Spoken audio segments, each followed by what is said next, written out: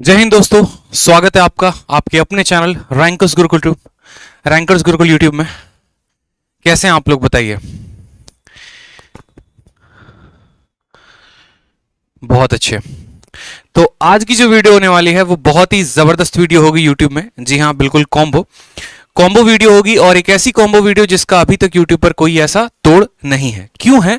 क्योंकि आज की वीडियो में हम जानेंगे दो बातें। सबसे पहले जो आप मेरे पीछे देख रहे हैं, how to become ASA in MEA, विदेश मंत्रालय में आपकी डायरेक्ट एंट्री कैसे होगी और कैसे आप महीनों के लाखों रुपए कमाएंगे, कैसे आप अपने भारत देश की सेवा करेंगे, साथ साथ अन्य देशों में रहकर भी आप बहुत बड़ा नाम कैसे कमा सकते हैं, इसके बारे में हम बहुत ही प्यारी जानकारी जानने वाले हैं।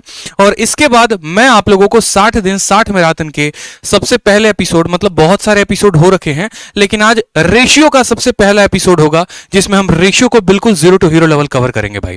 ठीक है, माफी लेट के लिए माफी चाहेंगे। जल्दी से जो है एक बार सभी वीडियो को लाइक कर दो, शेयर कर दो, चैनल को सब्सक्राइब कर दो जितने दोस्त हमारे साथ जुड़े हुए हैं।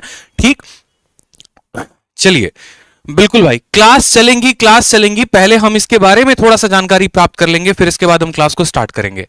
ठीक है, चलिए 2 दिन से क्लास नहीं हो पाई थी, इसके लिए बिल्कुल क्षमा चाहेंगे। ठीक है, क्योंकि बहुत ऐसे काम होते हैं जो पीछे बैकग्राउंड में करना होता है, तो इसके लिए थोड़ा सा जो है काफी ज्यादा टाइम लग गया। चलो तो बात करते हैं यहां पर सबसे पहले कि देखो क्या होता है कि एसएससी सीजीएल का जो आप पेपर देते हैं उसमें बहुत सारे पोस्ट होते हैं, और उसी में से एक सबसे दमदार और सबसे खूबसूरत पोस्ट है हमारा एएसओ इन एमईए। एक छोटी सी क्लिप इसके बारे में हम लोगों ने शेयर किया था, और वो क्लिप जो है 2.5 लाख से ऊपर व्यूज अर्जित कर चुका है। छोटा सा क्लिप, तो जब एक छोटा सा क्लिप 2.5 लाख से ऊपर का व्यूज जा सकता है, तो वहीं पर बच्चों का डिमांड था कि सर आप कंप्लीट वीडियो लेकर आओ और कंप्लीट तरीके से बताओ। ठीक है, पढ़ाई तो हम करते ही रहते हैं, साथ में कुछ ऐसा हो सके जिससे हमें काफी ज्यादा मोटिवेशन मिले, तो वो आप लोगों के हाजिर है, आप लोगों के सामने हाजिर है। मुझे पूरे 2 दिन लगे हैं इस पीपीटी को बनाने में। एक एक बात मैंने कंसल्ट की है, जो लोग ऑलरेडी फॉरेन डिपार्टमेंट में पोस्टेड हैं उनसे भी मैंने इन बातों को कंफर्म किया है कि क्या जो बात ऐसा सुनने में आता है क्या वो सही है या वो गलत है, कितनी बातें सही है कितनी बातें गलत है, क्या जो हम बात करते हैं महीने के 2 लाख 3 लाख रुपए में जो सैलरी मिलती है, क्या ये बात में दम है। क्या ये कहा जाता है कि जो बच्चे हमारे जो भी लोग विदेश मंत्रालय में एमईए में पोस्टेड होते हैं उनकी जो सैलरी होती है उसके तो उसके अलावा जो फायदा हो गया, जैसे मानो कि अगर मैं एमईए में हूं, ठीक है, तो मुझे ऐसा पर्क मिलता है, 5 स्टार फैसिलिटी मिलती है, हेल्थ रिसोर्सेज में बेनिफिट मिलता है कि उस पर्टिकुलर कंट्री के सबसे टॉप अस्पताल में मैं फ्री में अपनी जो है वो इलाज करा सकता हूं अपना, अपने फैमिली का। मेरे जो बच्चे होंगे उस स्कूल में, मतलब जैसे मानो अगर लंदन में पोस्टिंग हुई तो लंदन के सबसे टॉप स्कूल में फ्री में ऐसी शिक्षा मिल सकती है। क्या ये बात में सत्यता है? तो बिल्कुल इन सभी बातों को लेकर जितने भी आपके मन में 50 तरह के डाउट होंगे वो सभी के सभी मैं आप लोग को क्लियर करूंगा भाई। बहुत मेहनत की है मैंने आप सभी के लिए, तो आपका भी ये बात फर्ज बनता है कि तुरंत एक वीडियो को प्यारा सा लाइक कर दो, ठीक, और सब जगह पर शेयर कर दो भाई, ताकि ये जो बात है ना ये सब जाने और इससे सबका बेनिफिट हो सके।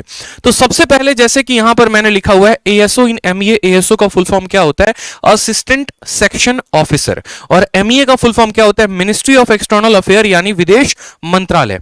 ठीक है, जैसे विदेश जो मंत्री थे हमारे पिछली सुषमा स्वराज थी जिनका निधन हो गया। ठीक है, तो इसके बारे में हमें पूरा कंप्लीट जानकारी हमें जो है वो प्राप्त मिलेगा। कंप्लीट प्रोसेस में आपको इस वीडियो में बताऊंगा कि एलिजिबिलिटी क्या होती है, एग्जाम क्या होता है, एज लिमिट कितने होते हैं, पावर कितनी है, सैलरी कितनी है, हर एक बात को लेकर। उसके पहले आप इस स्लाइड को देखो।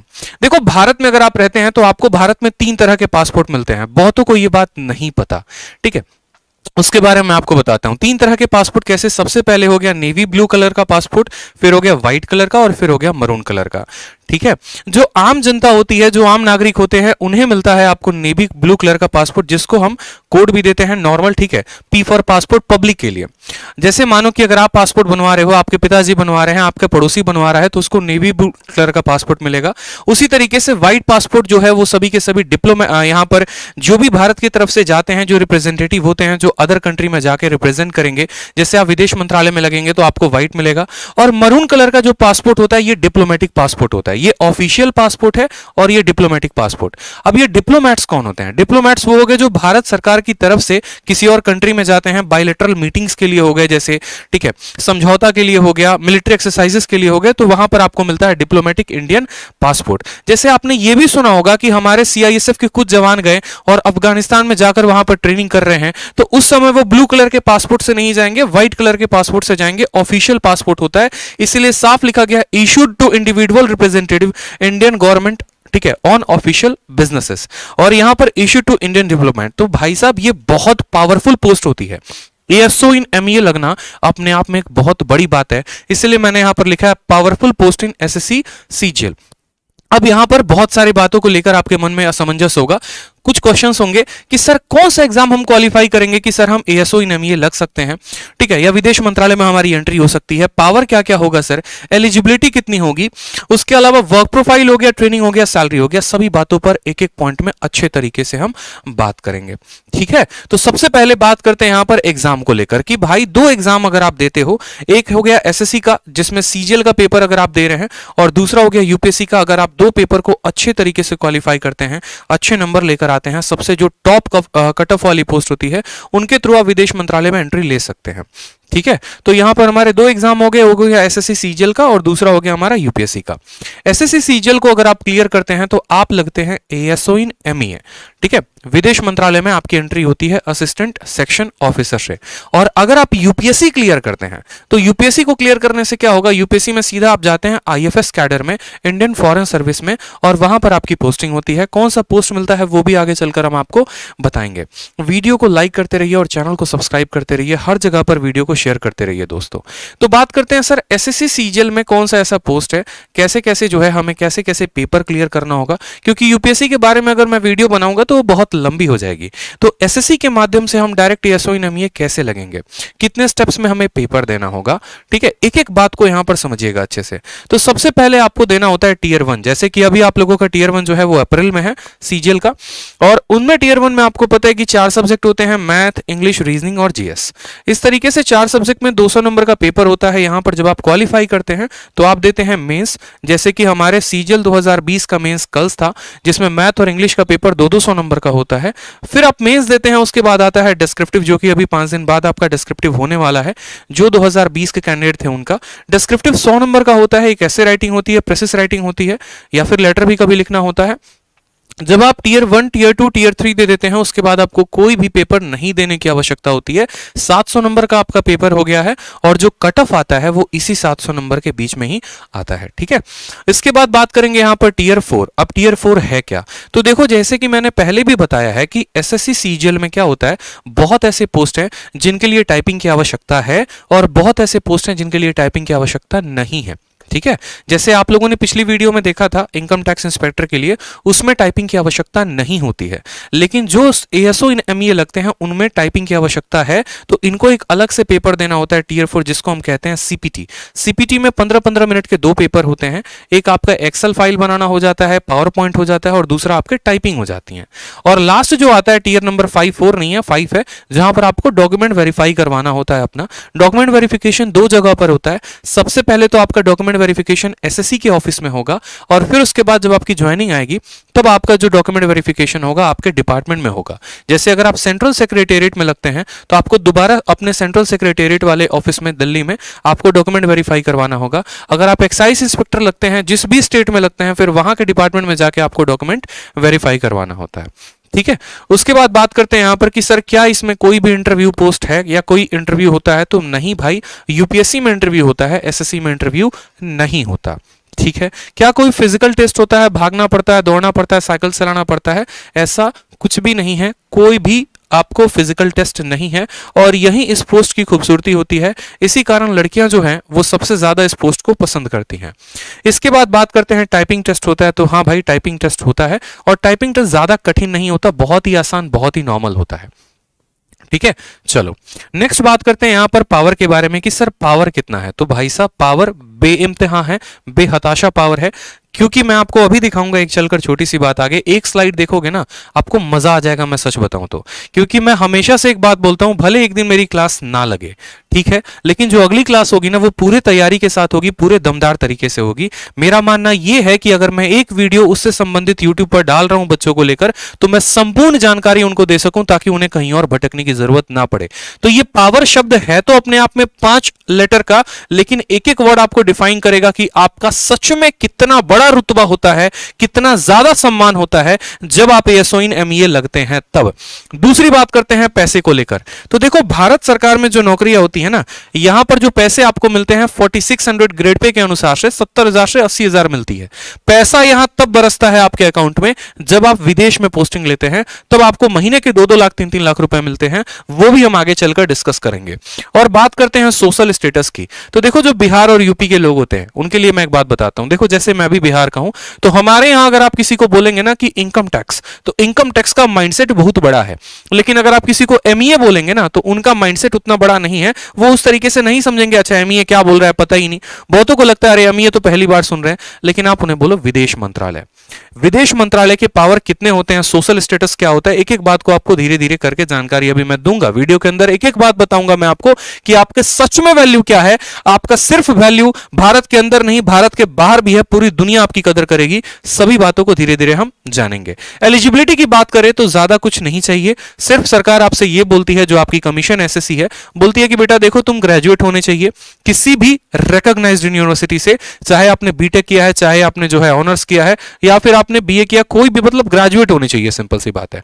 और एज की बात करें तो 30 साल तक की आपकी उम्र होनी चाहिए। 30 साल के अलावा भी रिलैक्सेशन मिलता है, वो अलग अलग कैटेगरीज में होते हैं। जैसे एससी कैटेगरी को अलग मिला, एसटी को रिलैक्सेशन मिलता है, इसके अलावा ओबीसी को एज का रिलैक्सेशन मिलता है। ठीक है, तो ये सभी जो हो गए आपको एज रिलैक्सेशंस भी मिलते हैं, जिसके बारे में अभी कभी डिटेल में बताऊंगा। ठीक है, चलो बात करते हैं जो पावर के बारे में। तो पावर को मैं आपको ये 2 फोटो के माध्यम से दर्शाना चाहता हूं। क्या होता है कि जैसे आपने देखा होगा, एक शब्द सुना होगा आपने, दूतावास, यानी इंग्लिश में एम्बेसी, सुना है ना आपने। अब ये एम्बेसी का शब्द मैं आपको समझाता हूं कि एम्बेसी का मतलब क्या होता है। ये जो दिख रहा है ना फोटो, ये जो बिल्डिंग दिख रही है, ये एम्बेसी है। और ये किसकी एम्बेसी है, तो ये भारत की एम्बेसी है, इंडियन एम्बेसी है। कहां पर है, तो यूएसए में। ठीक है, इसी तरीके से भारत का एक और एम्बेसी है, वो है बीजिंग और चाइना में। ये आपका भारत का दूतावास है। ठीक है, इसी तरीके से पूरे के पूरे विश्व में अलग अलग कंट्रीज में कम से कम 60 कंट्रीज हैं, जहां पर मैं आपको बताऊं तो भारत के एम्बेसी हैं। जैसे अगर आप दिल्ली में रहते हैं और दिल्ली में कभी आप अगर घूमने चले जाएंगे नॉर्थ ब्लॉक के साइड में आपको, तो आपको हर कंट्री का एम्बेसी दिखेगा। आपको यहां पर एक तरीके से मैं बोलूं तो चाइना का एम्बेसी दिखेगा, अमेरिका का एम्बेसी दिखेगा, आपको रशिया का एम्बेसी दिखेगा। ठीक है, तो हर कंट्री का एम्बेसी होता है। मतलब क्या कहने का मतलब है कि जैसे कोई भी कंट्री होती है ना, तो उस कंट्री के अंदर ऑलमोस्ट हर कंट्रीज के एम्बेसीज होते हैं, जो पावरफुल नेशंस होते हैं। और ऐसा क्यों होता है, क्योंकि मानो कि जैसे अभी आपने एक अफगानिस्तान का केस सुना था कि अफगानिस्तान में जो है पूरी की पूरी सरकार भाग गई और वहां पर जो है वहां के जो आतंकवादी संगठन है उनका पूरा कब्जा हो गया। अब ऐसे केस में क्या हुआ, रातों रात तख्ता पलटा। अब रातों रात तख्ता पलटा तो अफगानिस्तान में जो भारत के निवासी रह रहे थे उनको वहां से बाहर कौन निकाले। आपने एक एयरलिफ्ट की मूवी भी देखी होगी अक्षय कुमार की, वहां पर भी मूवी में यह दिखाने की कोशिश की गई है कि एयरलिफ्ट के माध्यम से उस कंट्री में रह रहे भारत के सभी लोगों को भारत में लेकर आया गया। तो भाई ऐसे तो होता नहीं ना कि मैं अभी जाऊंगा बोलूंगा हाँ भैया चलो 5 एरोप्लेन लेके चलते हैं और अपने दोस्तों को उठा के लेके आते हैं, अपने भारतवासियों को उठा के लेके आते हैं। ऐसा नहीं होता है। ठीक है, ऐसा नहीं होता है। इसीलिए हर कंट्री में अपना एक एम्बेसी होता है, जहां पर उस कंट्री में भारत के रह रहे लोग जाकर वहां पर संपर्क करें, जो भी उनको समस्याएं हैं वो यहां पर बता सकें। ठीक है, और उसी तरीके से ये पूरे के पूरे डेटा को रिकॉर्ड करते हैं और इस तरीके से भारत को मदद करते हैं। एग्जाम्पल के तौर पे मान लीजिए कि मैं फंस गया हूं, कहां में जाकर, लंदन में मैं रह रहा हूं और वहां पर मुझे अपने कास्ट सर्टिफिकेट की जरूरत है, तो मैं जाकर किससे बोलूंगा, मैं अपने इंडियन हाई कमांड से बोलूंगा, मैं अपने इंडियन एम्बेसी में जाऊंगा। तो उस इंडियन एम्बेसी में जाएंगे, वहां पर आपके सारे ऑफिशियल वर्क्स होते हैं। ठीक है, जब कोई कंट्री से भी आपके इंडिया से भी जाता है या कोई एनआरआई आ रहा होता है, तो सारा का सारा जो वर्क होता है वो आपके अपने कंट्री के एम्बेसी में होता है। तो हर कंट्री में भारत की एक एम्बेसी है। जैसे यूएसए में ये हो गया, उसी तरीके से चाइना में काम भी एम्बेसी हो गई। ठीक है, और इस एम्बेसी में आपकी पोस्टिंग होती है। आप बोलते हैं ना सर विदेश मंत्रालय में जाएंगे तो कहां काम करेंगे, अगर लंदन चले गए तो कहां पर काम करेंगे, तो ये जो बिल्डिंग्स होते हैं, जो एम्बेसी होती है, इसी के अंडर में आपको काम करना होता है। इसमें लो लेवल से लेकर हाई लेवल तक सभी ऑफिसर्स होते हैं जो आपकी सहायता करते हैं और एक बढ़िया तरीके से आप एक कंट्री के अंदर एक कंट्री रन कर रहे होते हो। इसलिए एम्बेसी को एक और बात भी कहा जाता है, country with in a country. और एक बात को हमेशा ध्यान रखना, एम्बेसी की जो पावर होते हैं बहुत ज्यादा होते हैं। उस देश के ऊपर अटैक हो सकता है लेकिन कभी एम्बेसी के ऊपर अटैक नहीं हो सकता। अगर एम्बेसी के ऊपर अटैक हुआ इसका मतलब सीधा है कि आपने उस नेशन के ऊपर अटैक किया है। अभी आपने देखा भी होगा कि इजराइल के एम्बेसी के ऊपर अटैक हुआ था, फिर इजराइल ने उस कंट्री का क्या हाल किया था। ठीक है, आप किसी के एम्बेसी के ऊपर अगर अटैक कर रहे हैं, इसका मतलब आप उस नेशन के ऊपर अटैक कर रहे हैं। यानी सबसे सुरक्षित अगर उस कंट्री में कुछ है तो उसकी एम्बेसी है, और वो सीधा का सीधा एक कंट्री को रिप्रेजेंट करती है।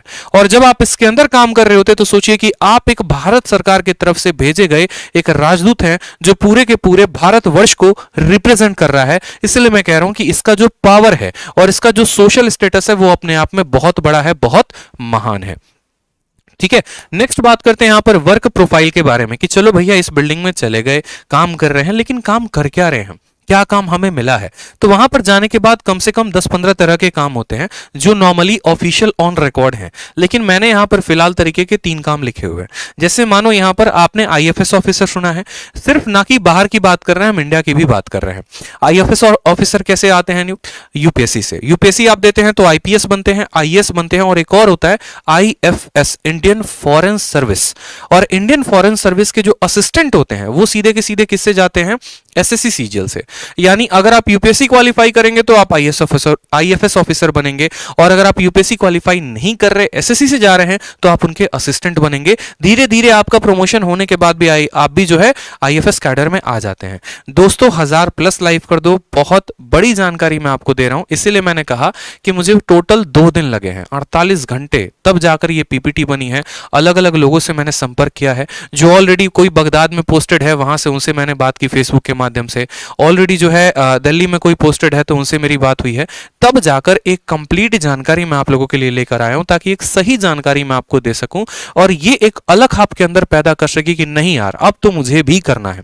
आज बहुतों का सपना मैं बना देने वाला हूं यहां पर कि आप चयनित कर लोगे कि हां भाई हम भी एएसओ इन एमईए लगेंगे, देख लेना। बस आज यहां सर दिखा रहे हैं और अब मेरे माइंड में ये पिक्चर जा रहा है, और अब तो मेरा विजन और क्लियर हो गया है। अब तो भैया एसएससी में रैंक लेकर आएंगे और एमईए बनकर रहेंगे। इसलिए कह रहा हूं वीडियो को ज्यादा से ज्यादा लोगों तक शेयर कर दो, ठीक है, ताकि सबका बेनिफिट हो सके, सब ये पार्ट को जान सके। चलो नेक्स्ट बात करते हैं फाइलिंग वर्क इन एमओयू। अब देखो क्या होता है ये एमओयू शब्द, अगर आप करंट अफेयर पढ़ते होंगे तो आपने पढ़ा होगा मेमोरेंडम ऑफ अंडरस्टैंडिंग। ठीक है, क्या होता है कि जैसे मानो यहां पर आपने बहुत बार ऐसा भी सुना होगा कि यार इंडिया का समझौता हुआ है रशिया के साथ कि हम तुमको इतने वेपन्स देंगे, तुम हमें इतने वेपन्स दोगे। ठीक है, तो ऐसा नहीं होता कि मोदी जी जाके खुद जो है व्लादिमीर पुतिन के साथ बैठ के और बात कर लेंगे, हाँ भैया देखो हम तुमको 10 ब्रह्मोस दे रहे हैं, तुम हमको इतना ये देना वो देना, ऐसे नहीं होता। एक मेमोरेंडम ऑफ अंडरस्टैंडिंग जब बनता है तो उस कंट्री में जो हमारे डिप्लोमेट्स होते हैं वो पूरे के पूरे यहां पर सहयोग करते हैं, उनके सहायता से ही कोई भी चीज है वो लेन देन होती है यहां पर। ठीक है, तो वो असिस्ट करते हैं सबसे पहले आईएफएस ऑफिसर को। इसके अलावा फाइलिंग वर्क जो एमओयूज का होता है उनमें सबसे ज्यादा जो रोल होता है वो एएसओस का होता है, एमईए विदेश मंत्रालय वालों का सबसे ज्यादा हस्तक्षेप होता है। इसके अलावा आपने और भी बहुत सारे केसेस देखे होंगे, जैसे सुषमा स्वराज को किसी ने ट्विटर पर टैग कर दिया कि हम दुबई में काम करने आए थे और 5 साल हो गया, हमको बंधक बना के रख लिया गया है, प्लीज हमारी सहायता करिए। और ऐसे ऐसे वीडियो सुषमा स्वराज के पास आते थे, वो तुरंत विदेश मंत्रालय को वहां पर सूचित करती थी और वहां पर उस व्यक्ति को फिर वहां से छुड़ाया जाता था कानूनी प्रक्रिया करके। ठीक है, जैसे आपके विजय माल्या हो गए, वो भाग गए, या कोई और नीरव मोदी भाग गए यहां पर, तो फिर उसके बाद उसकी जिम्मेदारी जो होती है वो विदेश मंत्रालय की हो जाती है और सारा ट्रैक रिकॉर्ड सब कुछ जो है वो वही मॉनिटर कर रहे होते हैं। इसके अलावा यहां पर आपने देखा इंटरनेशनल कोऑर्डिनेशन, ये बहुत जरूरी है। जैसे मानो यहां का अगर कोई भी स्टेट का सीएम हो गया या किसी हमारे जो पीएम हो गए, वो अगर किसी कंट्री में जा रहे हैं, ठीक है, तो उनके साथ जो है माने मानो कि अगर मैं एक तरीके से बोलूं यहां पर कि पाकिस्तान के जैसे मान लो कि यहां पर इमरान खान हो गए, ठीक है, और उनके साथ मीटिंग करानी है, किनकी, मोदी जी की मीटिंग करानी है, किसी पर्टिकुलर पॉइंट पर मीटिंग करानी है, तो जो कोऑर्डिनेशन होगा, कोऑर्डिनेशन कैसे हो गया, कोई ऐसी कंट्री है जहां पर वो हिंदी नहीं बोलते और हम हैं जो हिंदी बोलते हैं, तो कोऑर्डिनेशन कराने के लिए जो है वहां पर उस तरीके से इस्तेमाल जो है वहां पर जो सहयोग है वो सहयोग हमारे विदेश मंत्रालय की पूरी टीम करती है। जो ट्रांसलेटर हो गए, जो वहां पर ऑफिशियल पेपर वर्क हो गया, एवरीथिंग जो भी होता है वही विदेश मंत्रालय के बिल्डिंग से, वही विदेश मंत्रालय के डिपार्टमेंट से होता है। ठीक है, और जो लास्ट हो गया वो हो गया एनआरआई का, जिसके बारे में आप जानते हैं। ठीक है भाई, चलो मेडिकल इश्यू नहीं है। और एक और फायदा मैं आपको बता दूं, जो कलर ब्लाइंड लोग होते हैं ना, वो भी विदेश मंत्रालय के लिए अप्लाई कर सकते हैं। इस बात को बड़े ध्यान से समझिएगा। हर कोई अपने दोस्तों को वीडियो शेयर कर दो, स्टेटस पे लगा दो। मैं बार बार कह रहा हूं, ऐसी जानकारी नहीं मिलेगी। आप वीडियो को शेयर करेंगे तभी मुझे मोटिवेशन आएगा, तभी मैं और ऐसी वीडियो आप लोगों के लिए यूट्यूब पर लेकर आऊंगा और आप लोगों के एक एक सेकंड की वैल्यू आपको दूंगा मैं। तो वीडियो को शेयर करिए दोस्त, हर जगह पर शेयर करिए। ठीक है, हर जगह पर शेयर करिए ताकि हर किसी का बेनिफिट हो और मुझे भी मोटिवेशन मिले कि मैं आप लोगों के लिए कुछ नया कर सकूं। ठीक है, इसके अलावा बात करते हैं यहां पर ट्रेनिंग के लिए। तो देखो आप लोगों की ट्रेनिंग कहां पर होती है। ट्रेनिंग जो होती है वो आपको जेएनयू में होती है। जैसा कि आपने सुना होगा, कन्हैया कुमार के नाम से भी जेएनयू काफी फेमस हो गया था, और बाकी यहां पर जेएनयू में जो है आए दिन प्रोटेस्ट भी चलते रहता है, ये भी आप जानते हैं। और यहां से बहुत बड़े बड़े पास आउट हुए हैं, तो यहीं पर एक ब्लॉक है एफएसआई, वहीं पर आपकी ट्रेनिंग चल रही होती है। इसमें किसकी किसकी ट्रेनिंग चलती है ये बात जान लीजिए। लवासना तो आप सब जानते हैं कि यूपीएससी का जब ट्रेनिंग होता है वो लवासना में होता है, लेकिन वहां से जब लोग अलग अलग कैडर के बाद आते हैं तो जो आईएफएस ऑफिसर्स हो गए उनकी भी ट्रेनिंग इसी जेएनयू में होती है। एसएससी सीजीएल के माध्यम से जो एमईए जाते हैं, एएसओ इन एमईए, उनकी भी जो आपको ट्रेनिंग हो गई वो इसी बिल्डिंग में होती है। इसके अलावा सीएचएसएल से जो एलडीसी हैं, एलडीसी में जो डिपार्टमेंट में जो अलग अलग जाते हैं टाइपिस्ट, उनका भी ट्रेनिंग इसी बिल्डिंग में होता है। और ट्रेनिंग का जो पीरियड रहता है वो 30 डेज का रहता है। इसी 30 दिन के अंदर आपको हर एक बात का जो है जानकारी दिया जाता है। ठीक है, बच्चा पूछ रहा है कि सर आपका नाम क्या है। हमारा नाम आदित्य रंजन है। ठीक है, और ट्रेनिंग में मुख्यतः किन बातों के ऊपर फोकस किया जाता है। ट्रेनिंग में मुख्यतः आपको इस बात पे फोकस किया जाता है कि आपको पासपोर्ट कैसे बनाना है। पासपोर्ट पे आपको, जैसे आपने देखा होगा, अगर आप अभी चले जाओ मानो पासपोर्ट बनवाने, तो पासपोर्ट बनवाने कहाँ जाओगे, जो आपका विदेश मंत्रालय का विभाग है वहीं पर जाओगे आप। ठीक है, तो ट्रेनिंग में ये सभी बातों के ऊपर फोकस किया जाता है। वीजा से संबंधित जुड़ी जानकारी, पासपोर्ट से संबंधित कि कौन सा नकली है कौन सा असली है। ठीक है, किसी का पासपोर्ट बनाना है, वीजा बनाना है किसी और कंट्री का, तो सभी जो है वहीं पर विभाग में होते हैं। इसके अलावा कुछ आपको एमईए के एडमिनिस्ट्रेशन बताए जाते हैं। ये सभी बातें मैंने यहां पर लिख रखा है। ट्रेड से संबंधित कुछ जानकारी हो गई, तो ये सभी के ऊपर आपको जो है 2-2 दिन 3-3 दिन करके आपका जो ट्रेनिंग होता है 30 दिन पूरा किया जाता है, और इन सभी चीजों के बारे में आपको जानकारी दी जाती है।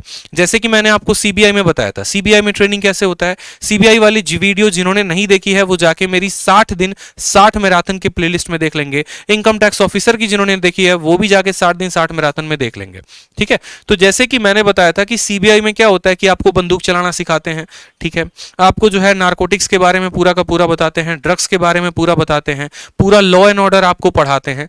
तो यहां पर आपको ना बंदूक चलाना सिखाएंगे, ना लॉ एंड ऑर्डर पढ़ाएंगे, ना आपको नारकोटिक्स के बारे में बताएंगे। जो इनका ऑफिशियल वर्क होगा उसके बारे में पूरी की पूरी जानकारी आपको दी जाएगी। 35 वीक नहीं कह रहा मैं, यहां पर 30 डेज कह रहा हूं, क्योंकि 30 दिन के अंदर इसकी ट्रेनिंग खत्म हो जाती है। 30 दिन के अंदर ट्रेनिंग खत्म।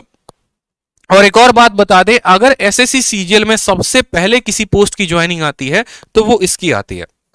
एग्जाम्पल मैं आपको दे रहा हूं, 2017 सीजीएल का जब रिजल्ट आया था तो रिजल्ट के 1 महीने के बाद यहां पर ज्वाइनिंग लेटर आ गया था, ट्रेनिंग का लेटर आ गया था कि भैया पहुंच जाइए जेएनयू, अपना बोरिया बिस्तर लेकर, वहां पर आपकी ट्रेनिंग शुरू हो जाएगी। लेकिन अगर वहीं हम एक्साइज इंस्पेक्टर की बात करें तो ये जो एक्साइज इंस्पेक्टर है, अभी इनका जो ज्वाइनिंग आया है वो पिछले 2021 के दिसंबर में आया है।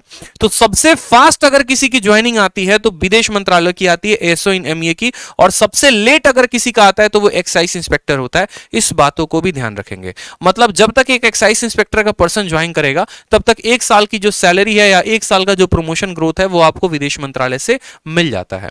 जो सबसे इंपॉर्टेंट बात होती है वो है पोस्टिंग के बारे में। पोस्टिंग के बारे में बहुत बच्चे जो होते हैं सोच रहे होते हैं, अरे ऐसे कैसे, हमको क्या पहले पोस्टिंग में लंदन भेज देगा, दूसरे पोस्टिंग में क्या हमको अफगानिस्तान बगदाद भेज देगा, पाकिस्तान भेज देगा। तो पोस्टिंग के बारे में एक बहुत मिथ चल रहा होता है। ठीक है, कि किसी को क्या ऐसे थोड़ी है कि लंदन भेज दे, तो कैसे पोस्टिंग होता है, प्रोसीजर क्या होता है, जानकारी कैसे होती है, सब बातों को समझो। सबसे पहले तो यहां पर अगर आप भारत में सेवा देना चाहते हो तो आप भारत में एमईए ऑफिस दिल्ली में काम कर सकते हो। ठीक है, जब आप 2 साल 3 साल जब आप काम कर लेते हैं, जब आपकी थोड़ी सी सीनियरिटी हो जाती है, उसके बाद यूं समझ लीजिए जैसे आप गेम खेलते हैं ना, एक लेवल को क्रॉस किया तो दूसरा लेवल आपके लिए खुल जाता है। सेम तरीके से जब आप 2 साल 3 साल यहां पर काम कर लेते हैं दिल्ली में रहकर, तो उसके बाद आपको विदेश जाने के रास्ते खुल जाते हैं और आप अलग अलग कंट्रीज में जा सकते हैं। अलग अलग कंट्रीज में जाने का भी क्या प्रोसीजर है वो भी हम आपको बताएंगे। पहले भारत में समझ लेते हैं कि भारत में कहां कहां काम करना है। कोई अगर दिल्ली में जॉब करना चाहता है तो दिल्ली में कर सकता है, और अगर दिल्ली में जॉब नहीं करना चाहते, आप किसी और स्टेट के हैं, कोई जैसे मानो यहां पर चंडीगढ़ का है, या कोई पंजाब का है, कोई हरियाणा का है, कोई उत्तराखंड का हो गया, तो आपके अलग अलग स्टेट में भी रीजनल ऑफिस होते हैं, पासपोर्ट ऑफिस और स्पार्टपोस्ट ऑफिस में जो है आप वहां पर वर्क कर सकते हैं। ठीक है, तो ये तो हो गया हमारा इंडिया का बात। नेक्स्ट बात करते हैं फॉरेन पोस्टिंग के बारे में। फॉरेन में कितने तरह के पोस्टिंग होते हैं, यहां पर देखो छोटे से स्लाइड के माध्यम से बताया है। ठीक है भाई। चलो, फॉरेन पोस्टिंग में क्या होगा, देखो कितने तरह की कंट्रीज होती है। एक होता है ए स्टार कंट्री, दूसरा होता है ए, फिर होता है बी कंट्री, फिर होता है सी कंट्री, फिर होता है सी स्टार, और इसके बाद भी एक और कंट्री होती है। इसके बारे में संपूर्ण जानकारी मुझे उस भाई से मिली जो ऑलरेडी बगदाद में है और जो ऑलरेडी एएसओ इन एमईए है। उन्होंने पूरी की पूरी जानकारी दी। उन्होंने कहा कि भाई ऐसे नहीं होता है कि तुम जो है सीधा का सीधा लंदन चले जाओगे काम करने। एक प्रोसीजर होता है, प्रोटोकॉल होता है। प्रोटोकॉल क्या होता है, जैसे मानो सबसे पहले मैं एएसओ इन एमईए लगा। एएसओ इन एमईए लगने के बाद क्या हुआ कि मैंने 2 साल 3 साल भारत सरकार में सेवाएं दी। दिल्ली में जो है मेरा पूरा का पूरा काम चला। उसके बाद हमारे लिए ऑप्शंस बाहर जाने के खुल जाते हैं। बाहर जाने के कितने ऑप्शंस है, तो एक तरीके से यूं समझ लो 60 कंट्रीज हैं, लेकिन शुरू में जो हमारे पास ऑप्शन आता है वो 30 कंट्री का आता है। उस 30 कंट्री में हमें अपना फॉर्म फिलअप करना होता है। फिर पूरा का पूरा पेपर वर्क होता है, और पेपर वर्क होने के बाद तब वो पहुंच जाता है आपके ऑफिस में, और फाइनली कुछ महीने के अंदर आपके पास आ जाता है कि हाँ आपको ये कंट्री मिला है। अगर मानिए कि आपको पाकिस्तान मिल गया और आपको पाकिस्तान नहीं जाना है, तो आप जाने के लिए बाध्य नहीं है, कोई आपको फोर्स नहीं कर रहा है, आप मना भी कर सकते हैं। लेकिन मना करने के बाद क्या होता है कि कुछ महीने के ऊपर आपके बैन लग जाता है। कुछ महीनों तक आपके ऊपर बैन लगा रहता है कि अब आप अप्लाई भी करेंगे दोबारा से तो ऐसा नहीं होगा। ऐसा क्यों होता है, क्योंकि यार देखो जब आप पोस्टिंग के लिए फॉरेन में अप्लाई कर रहे होते हो तो बहुत सारे पेपर वर्क होते हैं। अब भारत सरकार ने इतना पेपर वर्क किया और आपने झटके भर में जो है उनका दिल तोड़ दिया, कहा कि नहीं भैया हम तो जाएंगे ही नहीं, तो इसीलिए आपको कुछ महीने के लिए बैन किया जाता है। लेकिन उसके बाद फिर ऑप्शंस फिर से खुल जाते हैं। अब बात करते हैं ये जो कंट्रीज हैं, कोडिंग है, इस कोड में किस किस तरह के कंट्री आते हैं। जैसे ए स्टार हो गया, ए स्टार में न्यूयॉर्क हो गया, लंदन हो गया, जितने बड़े बड़े शहर हो गए, बड़ी बड़ी कंट्रीज हो गई, वो सभी के सभी ए स्टार्स में आती हैं। ठीक है दोस्तों, वीडियो को लाइक कर दो। मैं बार बार कह रहा हूं सभी के सभी वीडियो को शेयर करो, लाइक करो, चैनल को सब्सक्राइब करो। ठीक है, वीडियो को हर जगह पे शेयर कर दो। 1000+ लाइव चाहिए दोस्तों। बहुत इंपॉर्टेंट और बहुत सही कंटेंट हम आपको दे रहे हैं।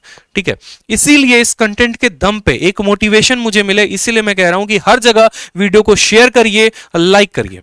ठीक है, उसके बाद बात करते हैं, जैसे ए हो गया हमारा, यहां पर आता है लंदन जैसा आपका कंट्री हो गया। ठीक है, फिर बात करते हैं यहां पर बी नंबर में, जैसे बीजिंग। बीजिंग कहां है, चाइना में है, जिसकी मैंने आपको फोटो भी दिखाई थी यहां पर, और जिसका मैंने कहा भी था कि देखो ये बीजिंग है। ये आपका बी कोड कंट्री हो गया। बीजिंग कहां गया, चाइना में। ये आपका भारत का एम्बेसी है वहां पर। ठीक है, जैसे बैंकॉक का भी आपने नाम सुना है, तो बैंकॉक भी किस में आता है, तो बी कंट्री में आता है, बी कोड में आता है। सी हो गया आपका मॉस्को। मॉस्को कहां है बताओ, रशिया में। ठीक है, तो मॉस्को जो है अगर आपको है तो आपको सी कंट्री के लिए अप्लाई करना पड़ेगा। नेक्स्ट हो गया आपका सी स्टार, और इसको स्टार क्यों दिया गया है, इसको कभी कभी हार्ड कंट्रीज भी कहा जाता है। जैसे आपका इस्लामाबाद, इस्लामाबाद का मतलब यूं समझ लो पाकिस्तान। ठीक है, तो अब मैं बताता हूं कि यहां पर पोस्टिंग के प्रोसीजर्स क्या क्या हो गए। जैसे मानो मैंने फॉरेन पोस्टिंग के लिए अप्लाई किया, तो शुरू में जो हमें स्टार्टिंग मिलती है वो हमें C+ स्टार कंट्री से मिलता है, सी स्टार कंट्री से मिलता है। जैसे अफगानिस्तान हो गया, पाकिस्तान हो गया, ठीक है, बगदाद हो गया, इन कंट्रीज में पोस्टिंग होती है।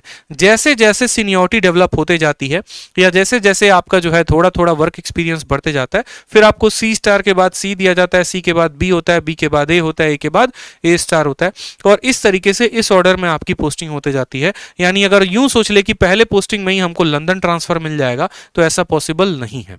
एक आधा एक्सेप्शनल केस होते हैं जिसमें अगर आपका किसी के साथ कोई पहुंच है, नेता के साथ या किसी के साथ, तो आप अपनी पोस्टिंग इनमें किसी कंट्री में करवा सकते हैं। अन्यथा आपको जो जनरल प्रोटोकॉल है, प्रोसीजर है, आपको उसी तरीके से फॉलो करना पड़ेगा और उसी तरीके से आपकी पोस्टिंग होती है। ठीक है, नेक्स्ट बात करते हैं सैलरी के बारे में। तो जो सैलरी है वो इंडिया में आपको 70+ के करीब में मिलता है। लेकिन जैसे आप इंडिया से बाहर जाते हैं, किसी और कंट्री में जाते हैं, जैसे मानो कि कोई बगदाद में है, या यूं समझ लो कोई लंदन में है, ठीक है, या कोई आपका जर्मनी में है, तो उसकी सैलरी कितनी होगी, क्या उसको 70,000 रुपया ही मिलेगा, तो ऐसा नहीं है। देखो क्या होता है कि सैलरी जो डिसाइड होती है ना, वो करेंसी के पावर के ऊपर डिसाइड होती है। एग्जाम्पल के तौर पर यूं समझ लो कि अगर भारत में ये सैलरी 70,000 है, तो विदेश में यही सैलरी जाकर उनके अकॉर्डिंग कितना हो जाएगा, वहां के खर्च के अकॉर्डिंग, वहां के महंगाई के अकॉर्डिंग सभी चीजों को कैलकुलेट किया जाता है कि यहां पर अगर हम जो हाउस अलाउंस है 8,000 रुपया किराया दे रहे हैं, तो क्या वहां पर अगर कोई फ्लैट लेगा तो क्या 8,000 में निपट जाएगा। इन सभी चीजों को कैलकुलेट करते हुए जो आपका अप्रोक्सीमेट इंडियन करेंसी में कन्वर्ट करने के बाद जो सैलरी आती है वो 2 से 3 लाख रुपए आती है। किसी किसी कंट्री में 2 लाख है, किसी में 2.5 लाख है, किसी में 3 लाख है। तो फॉरेन पोस्टिंग में इंडियन करेंसी के हिसाब से आपको 2 से 3 लाख रुपए मिल जाता है महीने के, जो कि अपने आप में बहुत बड़ी बात है। इसमें आराम से जो है आप 1 लाख 1.5 लाख रुपया खर्चा करके बाकी पूरा का पूरा आप सेव कर सकते हैं, अपने घर बेच सकते हैं, कोई भी काम आप कर सकते हैं। इसलिए सबसे लुक्रेटिव और प्रॉफिटेबल जो पोस्ट होता है वो एमईओ कहा जाता है, जिसमें सबसे ज्यादा सैलरी होता है। इसके अलावा दोस्तों ये बात समझो, ये जो पर्क्स है ये अपने आप में बहुत बड़ा बात है। अगर मैं बोलूं ना कि मुझे मोटिवेशन कैसे मिलेगा, जाहिर सी बात है, इंसानी फितरत है, किसी को भी मोटिवेशन मिलता है तो पैसे से मिलता है, किसी को भी मोटिवेशन मिलता है तो एक तरीके से उसके बेनिफिट से, जो उससे फायदे हैं। जैसे मानो मैंने आपको कहा दो मोबाइल है, एक रेडमी हो गया और एक नोकिया हो गया, और मैंने कहा कि आप इसमें कौन सा लोगे, तो आप क्या देखते हो, फीचर्स देखते हो, यार इसके फीचर्स अच्छे हैं, इसकी क्वालिटी अच्छी है तो ये वाला मोबाइल लेंगे। उसी तरीके से जब आप एसएससी का पेपर दे देंगे तो पेपर देने के बाद डॉक्यूमेंट वेरिफिकेशन में जब जाएंगे, पोस्ट प्रेफरेंस जब भरेंगे तो बहुत सारे पोस्ट हैं, तो उसमें आप किसको सबसे पहले नंबर पर स्थान देंगे, वो कब देते हैं, जब आप अपना देखते हैं कि हाँ भाई इससे संबंधित क्या क्या फायदे हो सकते हैं। ठीक है, कोई अगर मानो घूमना चाहता है, ठीक, अलग अलग कंट्रीज में, तो वो एमईए के लिए अप्लाई करता है, कोई पुलिस की सर्विस में जाना चाहता है तो सीबीआई या एक्साइज इंस्पेक्टर में जाता है, किसी को नॉर्मल ऑफिस लाइफ चाहिए तो वो सीएसएस में जाता है। तो उस तरीके से इसमें क्या क्या फर्क होता है, पर्क जो है, बेनिफिट जो है वो क्या क्या मिलता है। तो सबसे पहले बहुत ज्यादा सैलरी होती है, जैसा कि मैंने बताया 2 लाख से 3 लाख रुपए के करीब में। ठीक है, इसके बाद बेस्ट अमेनिटीज। अब बेस्ट अमेनिटीज के बारे में थोड़ा सा जानकारी देता हूं, जिसमें मैंने हेल्थ और एजुकेशन लिखा है। जैसे मानो आप भारत में 70,000 रुपए महीना कमा रहे हो, ठीक है, आप बीमार पड़ गए, आपको क्या होगा कि खर्चा कराने कराने में ही, इलाज कराने कराने में ही आपके पूरी की पूरी सैलरी चली जाएगी। या आपके बच्चे थोड़े थोड़े बड़े हो रहे हैं, आप उनको सबसे टॉप स्कूल में रख रहे हो, महंगाई का जमाना इतना है, महीने के 10-10 हजार रुपए आपका महीने का फीस लग रहा है। लेकिन अगर आप एएसओ इन एमईए लगते हैं तो ये दो चीजें जो है आपकी भारत सरकार देती है। ठीक है, यानी आप बीमार हुए या आपके परिवार में कोई भी बीमार हुआ तो उस कंट्री के सबसे उच्च अस्पताल में आप फ्री में इलाज करवा सकते हैं, कोई रुपया नहीं लगेगा। और उस कंट्री के सबसे टॉप स्कूल में 12वीं तक, 12th तक आप अपने बच्चे की फ्री में पढ़ाई करवा सकते हैं। उसका पूरा का पूरा जिम्मा कौन उठाता है, भारत सरकार उठाती है। ठीक है, कौन उठाता है, भारत सरकार उठाती है। नेक्स्ट बात करते हैं 5 स्टार अकोमोडेशन। 5 स्टार अकोमोडेशन क्या है, जैसे मानो मुझे पोस्टिंग मिली कहां पर, जर्मनी में, और जर्मनी में गया तो मुझे वहां पर कोई एक जो है हाउस मिला ही नहीं, सरकार की तरफ से रहने के लिए कहीं पर कोई अभी क्वार्टर अवेलेबल ही नहीं है। तो क्या होगा, मैं वहां के किसी भी 5 स्टार होटल में रह सकता हूं, और जितना भी खर्चा आएगा वो पूरा का पूरा खर्चा कौन देगा, तो भारत सरकार देगी। यानी जब तक हमें यहां पर क्वार्टर नहीं मिलता है तब तक 5 स्टार अकोमोडेशन मिलता है, और ये किसके तरफ से होता है, तो भारत सरकार की तरफ से मिलता है यहां पे। नेक्स्ट बात करें तो फिक्स टाइम जॉब होता है, बहुत इंपॉर्टेंट, जैसे 9 बजे से लेकर 5:30 बजे तक, 10 से 5:30 भी कर सकते हो, ये फिक्स टाइम जॉब है। अब बोलोगे सर क्यों फिक्स टाइम जॉब के बारे में इसमें ज्यादा प्रेशर दे रहे हैं, क्योंकि बहुत मेरे भाई ऐसे होते हैं जो यूपीएससी की तैयारी करना चाहते हैं या अलग अलग परीक्षाओं की तैयारी करने में इच्छुक होते हैं। उनके लिए क्या होता है कि यार एक ऐसा जॉब हो कि शाम के बाद आऊं घर पे तो फोन ना आए ऑफिस का कि भाई तुमने ये फाइल क्यों अधूरा छोड़ दिया, तुमने वो क्यों छोड़ दिया। तो इसमें यह फायदा है कि फिक्स टाइम की जॉब है, घर पे आने के बाद आपको टेंशन नहीं है क्या हुआ ऑफिस में क्या नहीं हुआ, आप आराम से रिलैक्स होकर आगे यूपीएससी की तैयारी कर सकते हैं या किसी भी एग्जाम की या कोई और अपना काम कर सकते हैं। तो ये बहुत फायदेमंद होता है। नेक्स्ट बात करें यहां पर तो व्हाइट पासपोर्ट। ये व्हाइट पासपोर्ट का है ना भाई बहुत महत्व है यहां पे। जैसे कि मैंने शुरू में ही वीडियो को बताया था कि 3 तरह के पासपोर्ट होते हैं, ब्लू कलर का, नेवी ब्लू हो गया, व्हाइट हो गया और मरून हो गया। ठीक है, और ये जो पासपोर्ट है ना, यही एक तरीके से बोले हिंदी में तो आपकी जो औकात है वो बताती है कि आप सच में कितना वैल्यू रखते हैं किसी कंट्री के लिए, इंडिविजुअल कितनी पर्सनालिटी आपकी वैल्यू होती है यहां पे। ठीक है, जैसे मानो यहां पर ब्लू पासपोर्ट हो गया, ये पूरे भारत में हर व्यक्ति के पास है, किसी के पास कोई भी बनवा सकता है। व्हाइट पासपोर्ट हर किसी के बस की बात नहीं होती, उन्हीं को मिलता है जो भारत सरकार के ऑफिशियल्स होते हैं, इसलिए कहा गया official Indian passport issue to individuals representing Indian government on official businesses. और जो तीसरा हो गया मरून हो गया, जब कोई नेता या कोई बड़े ऑफिसर्स होते हैं, जो डिप्लोमैट्स होते हैं, ठीक है, जब वो किसी मीटिंग के लिए जाते हैं किसी कंट्री में तो वो उनको मिलता है। ठीक, तो ये जो पासपोर्ट है यही आपके लिए बहुत बड़ी बात है। एग्जांपल मैं आपको देना चाहूंगा, अगर शाहरुख खान जा रहे हैं और मैं एक एएसओ इन एमईए हूं, ठीक है, तो जैसे शाहरुख खान अगर गए तो उनको भाई साहब पूरी चेकिंग चलती है, आपने पता भी है। बहुत ऐसे कंट्रीज होते हैं ना, पूरा बढ़िया तरीके से चेकिंग करेंगे कपड़े हटा हटा के। लेकिन अगर मेरे पास ये पासपोर्ट है तो किसी की कैपेसिटी नहीं है कि कोई हमें हाथ तक भी लगा के दिखा सके, क्योंकि ये पासपोर्ट का मतलब मैं इस कंट्री को रिप्रेजेंट कर रहा हूं, मैं अपने आप को रिप्रेजेंट नहीं कर रहा। ये पूरा का पूरा देश मेरे से संबोधित हो रहा है और आप मुझे हाथ लगा रहे हो, उसका मतलब आप मेरे नेशन के ऊपर, ठीक है, पॉइंट आउट कर रहे हो। तो ये चीजें जो है दौरे के थोड़े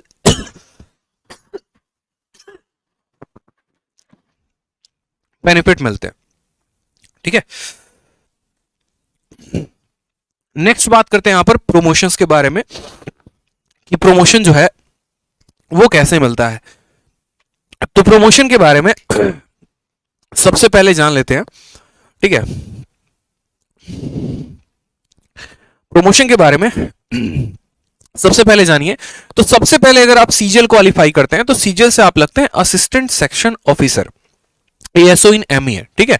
और एएसओ इन एमईए के बाद क्या होता है कि क्या वहीं पर हमारी कहानी खत्म हो जाती है क्या? उसके आगे हमें कोई पेपर नहीं देना होता, ऐसा नहीं है, उसके आगे भी पेपर देना होता है और भी बहुत सारी बातें होती हैं। जैसे अगर आप कोई पेपर नहीं देना चाहते तो 12 से 13 साल के अंदर, ध्यान से मेरी बात को समझिएगा, 12 से 13 साल के अंदर आपका प्रमोशन हो जाता है सेक्शन ऑफिसर पे, ठीक है। लेकिन अगर आप डिपार्टमेंटल एग्जाम देते हैं तो डिपार्टमेंटल एग्जाम में क्या होता है कि डिपार्टमेंट में भी जाने के बाद एग्जाम होता है। आप किसी कोई ऐसा पर्सन होगा जो सिलेक्टेड होगा, आप उनसे पूछना, ठीक है, वो खुद आपको बताएंगे कि चाहे वो स्टेनो है या फिर टैक्स असिस्टेंट है, तो ये सभी लोग जो होते हैं ना, अगर मानो कोई बंदा टैक्स असिस्टेंट है तो वो डिपार्टमेंटल एग्जाम दे देकर इनकम टैक्स में जा सकता है। उसी तरीके से असिस्टेंट सेक्शन ऑफिसर जो है वो डिपार्टमेंटल एग्जाम देकर 4 से 5 साल के अंदर प्रमोशन लेकर सेक्शन ऑफिसर बन सकते हैं। और फिर उसके बाद सेक्शन ऑफिसर से 9 से 10 साल के बाद आपका प्रमोशन होगा तो आप अंडर सेक्रेटरी बनोगे, और अंडर सेक्रेटरी आप एसएससी के माध्यम से आओगे। और अगर आप यूपीएससी के लिए प्रिपेयर कर रहे हो तो आपकी जो डायरेक्ट पोस्टिंग होती है वो अंडर सेक्रेटरी के ही होती है, इसलिए मैंने लिखा है आईएफएस कैडर। यूपीएससी निकालोगे तो यहां से आपकी प्रमोशन से स्टार्ट होंगे, और एसएससी निकालोगे तो सबसे पहले एएसओ बनोगे, फिर प्रमोशन होकर सेक्शन ऑफिसर, फिर प्रमोशन होकर अंडर सेक्रेटरी, फिर अंडर सेक्रेटरी के बाद डेप्यूटी डायरेक्टर, और फिर डेप्यूटी डायरेक्टर के बाद डायरेक्टर। इसके बाद भी पोस्ट होते हैं लेकिन वहां तक एसएससी कैंडिडेट नहीं पहुंच पाते हैं, ठीक है। अच्छा, ये स्कोर कार्ड खुल गया।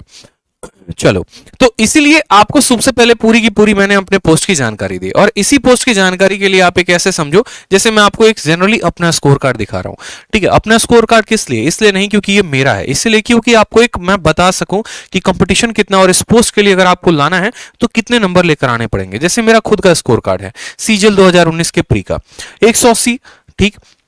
मेंस में अगर आप मार्क्स करोगे तो मार्क्स जो है वो इंग्लिश में 185 है, मैथ्स में मेरे 227 हैं। जो यहाँ पर 180 नंबर आए थे उसमें मैथ, इंग्लिश, रीजनिंग जो था 50-50-50 था, और आपका जीके में 30 नंबर।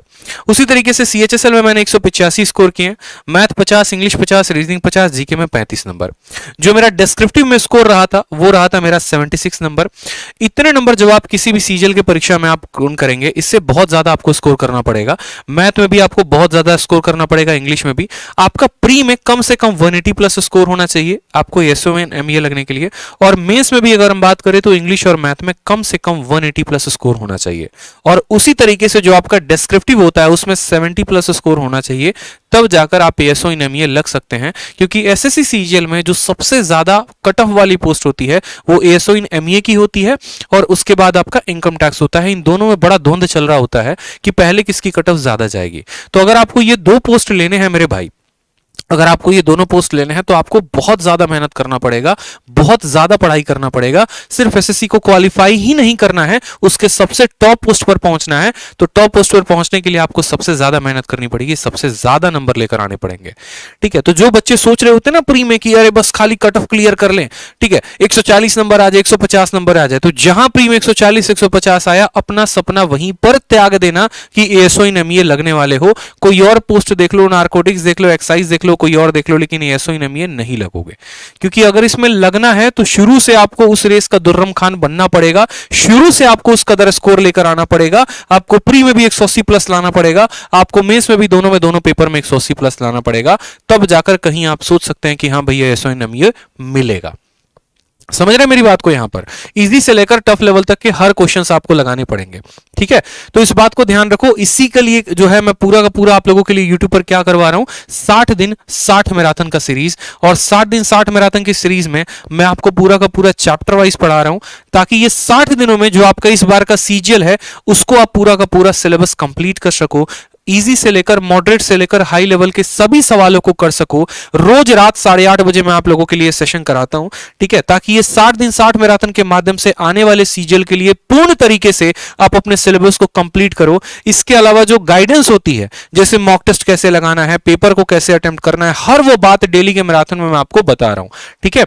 हर संडे को मॉक टेस्ट भी आता है। आज मॉक टेस्ट के बजाय मैंने कहा उससे बड़ी बात है इसके ऊपर वीडियो बनाना, तो इसके ऊपर मैंने वीडियो बनाई। जो 60 दिन 60 मैराथन का जो सीरीज चलता है, फ्री चलता है यूट्यूब पर, उसमें सभी लेटेस्ट क्वेश्चंस मैं आप लोगों के लिए करवा रहा होता हूं, और ये सभी के सभी अलग अलग लेवल पर होते हैं। ठीक है, तो बताओ मुझे यहां पर एक बार कमेंट सेक्शन में कि कैसा लगा आज का आपको एमईए का वीडियो। क्या आप आज से कसम खा रहे हैं, क्या आप आज से प्लेज ले रहे हैं कि भाई बनना तो अब एमईए ऑफिसर ही है। मैंने आपको शुरू में कहा था, इसीलिए मेरी वो वीडियो 2.5 लाख व्यूज गई थी, जो मेरी सिर्फ और सिर्फ 1 या 2 मिनट के अंदर की वीडियो थी।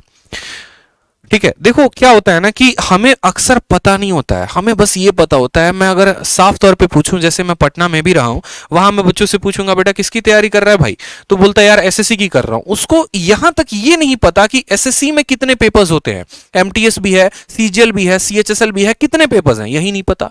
यार अगर जब तुम्हें पता ही नहीं है तो मोटिवेशन कहां से मिलेगा। एग्जाम्पल के तौर पे अगर मैं आपको ये बोल दूं कि हाँ ये दुकान तुम्हें चलाना है, तो बस आप दुकान चलाओगे। लेकिन अगर मैं आपको ये बोल दूं कि उस दुकान के मालिक तुम हो, यहां पर दुकान चलाने में इस तरीके से प्रॉफिट होता है, इस महीने 1 लाख रुपए आएंगे, अगले महीने 2 लाख रुपए आएंगे, आपका मोटिवेशन झुकाव ऑलरेडी उसके तरफ बढ़ जाएगा। आप जो है अपनी गाड़ी को चौथे गियर से 5वें गियर में भगाना शुरू करोगे। सेम कहानी यहां पर भी है। अगर हमें यह पता हो कि जिस एग्जाम की मैं तैयारी कर रहा हूं उसमें क्या क्या फायदे होते हैं ना, तो आज से ही हमारी एनर्जी और हमारी मोटिवेशन डबल हो जाएगी। और ये बात मैं एज ए एस्पिरेंट जानता हूं, क्योंकि ये चीज मैंने फील की है। बच्चे मेरे पास फोन करके पूछते हैं कि सर आप कैसे मोटिवेटेड रहते हो, या हम मोटिवेटेड कैसे रहे, हमें ये बताओ। मैं बार बार बोलता हूं आपको कि आपके जिंदगी के मोटिवेशन का सोर्स कभी भी आपका इकोनॉमिक बैकग्राउंड नहीं हो सकता है। कभी भी आपके पापा बीमार है, इस कारण से आप एसएससी सीजीएल नहीं निकालोगे। आपकी शादी हो रखी है, आपके हस्बैंड ने आपको छोड़ दिया है, डाइवोर्स हो गए हो, इस कारण आप एसएससी सीजीएल नहीं निकालोगे। एक स्ट्रॉन्ग रीजन होना चाहिए, एक स्ट्रॉन्ग रीजन, ऐसा रीजन होना चाहिए कि जब तक साला उसको अचीव नहीं कर लिया ना, रुकेंगे नहीं। क्योंकि बीमारी को पैसे से ठीक किया जा सकता है, अस्पताल में इलाज करा के ठीक किया जा सकता है। अगर आज आप प्रॉब्लम है पैसे की, कल के दिन आपकी कोई लॉटरी लग सकती है, उससे आप ठीक हो सकते हैं, कहीं ना कहीं किसी तरीके से आप जुगाड़ कर सकते हैं। लेकिन एक स्ट्रांग विल पावर, एक स्ट्रांग मोटिवेशन अगर आपको चाहिए एसएससी क्लियर करने के लिए, तो वो होता है एक एम्बिशन, वो होता है एक एम, जो शुरू से आपको उस पोस्ट के लिए काफी रुझान देता है, आपको शुरू से प्रिपेयर करता है। इसलिए मैं यहां पर साफ तौर पे बोलूंगा कि एक माइंडसेट क्लियर कर लो। आए दिन मैं आपको पोस्ट के बारे में बताता हूं, जो मुझे होता है पूरा अच्छे तरीके से प्रिपेयर करके लेके आता हूं। फिक्स कर लीजिए कि भाई ये पोस्ट मुझे सेलेक्ट करना है और इसके बारे में मुझे पढ़ना है। ठीक है, जैसे मैंने जब अपनी एसएससी की तैयारी शुरू की थी, तो सबसे पहले मैंने सभी पोस्टों के बारे में जानकारी निकाली। ये पोस्ट है, ये पोस्ट है, ये पोस्ट है, ये पोस्ट है। और इसीलिए आप हमेशा देखोगे मेरा जो माइंडसेट है, मेरा जो फिक्स है, वो मेरा ये लोगो है कि मुझे ये चाहिए। और आपने मेरा टेलीग्राम भी देखा होगा, मैथ्स बाय आदित्य रंजन। उस टेलीग्राम पर भी अगर आप मेरा लोगो देखोगे तो वो लोगो आपको ये मिलेगा हमेशा। ये कैप, ये बेल्ट और ये सितारे। और ये किसका है, ये अब सर्च करना आपका काम है कि ये किस डिपार्टमेंट का है। बस इतना बोलूंगा, एसएससी सीजीएल के माध्यम से ये डिपार्टमेंट मिलता है। और ये डिपार्टमेंट ही मेरा पहला नंबर है मेरे डॉक्यूमेंट वेरिफिकेशन में, जब मैं एसएससी सीजीएल 2019 के डॉक्यूमेंट वेरिफिकेशन के लिए गया था। तो क्योंकि मैंने इसको जिया है, मैंने इसको महसूस किया है, मैं इसके लिए पल पल सोचता हूं, ये मेरे जहन में है।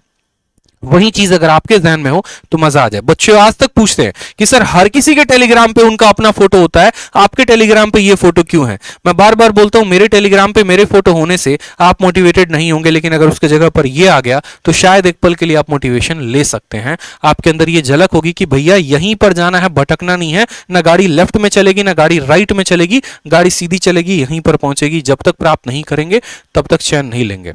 कहते हैं ना, जब तक तोड़ेंगे नहीं तब तक छोड़ेंगे नहीं। तो मेरे भाई जो है, इसी तरीके से हम शुरुआत करते हैं। बहुत टॉपिक्स मैंने आपको पढ़ा दिया। Compound interest complete 0 to hero level पढ़ाया हमने आपको। इसके अलावा हमने आपको एवरेज भी पढ़ाया है। और आप शुरुआत करेंगे रेशियो की।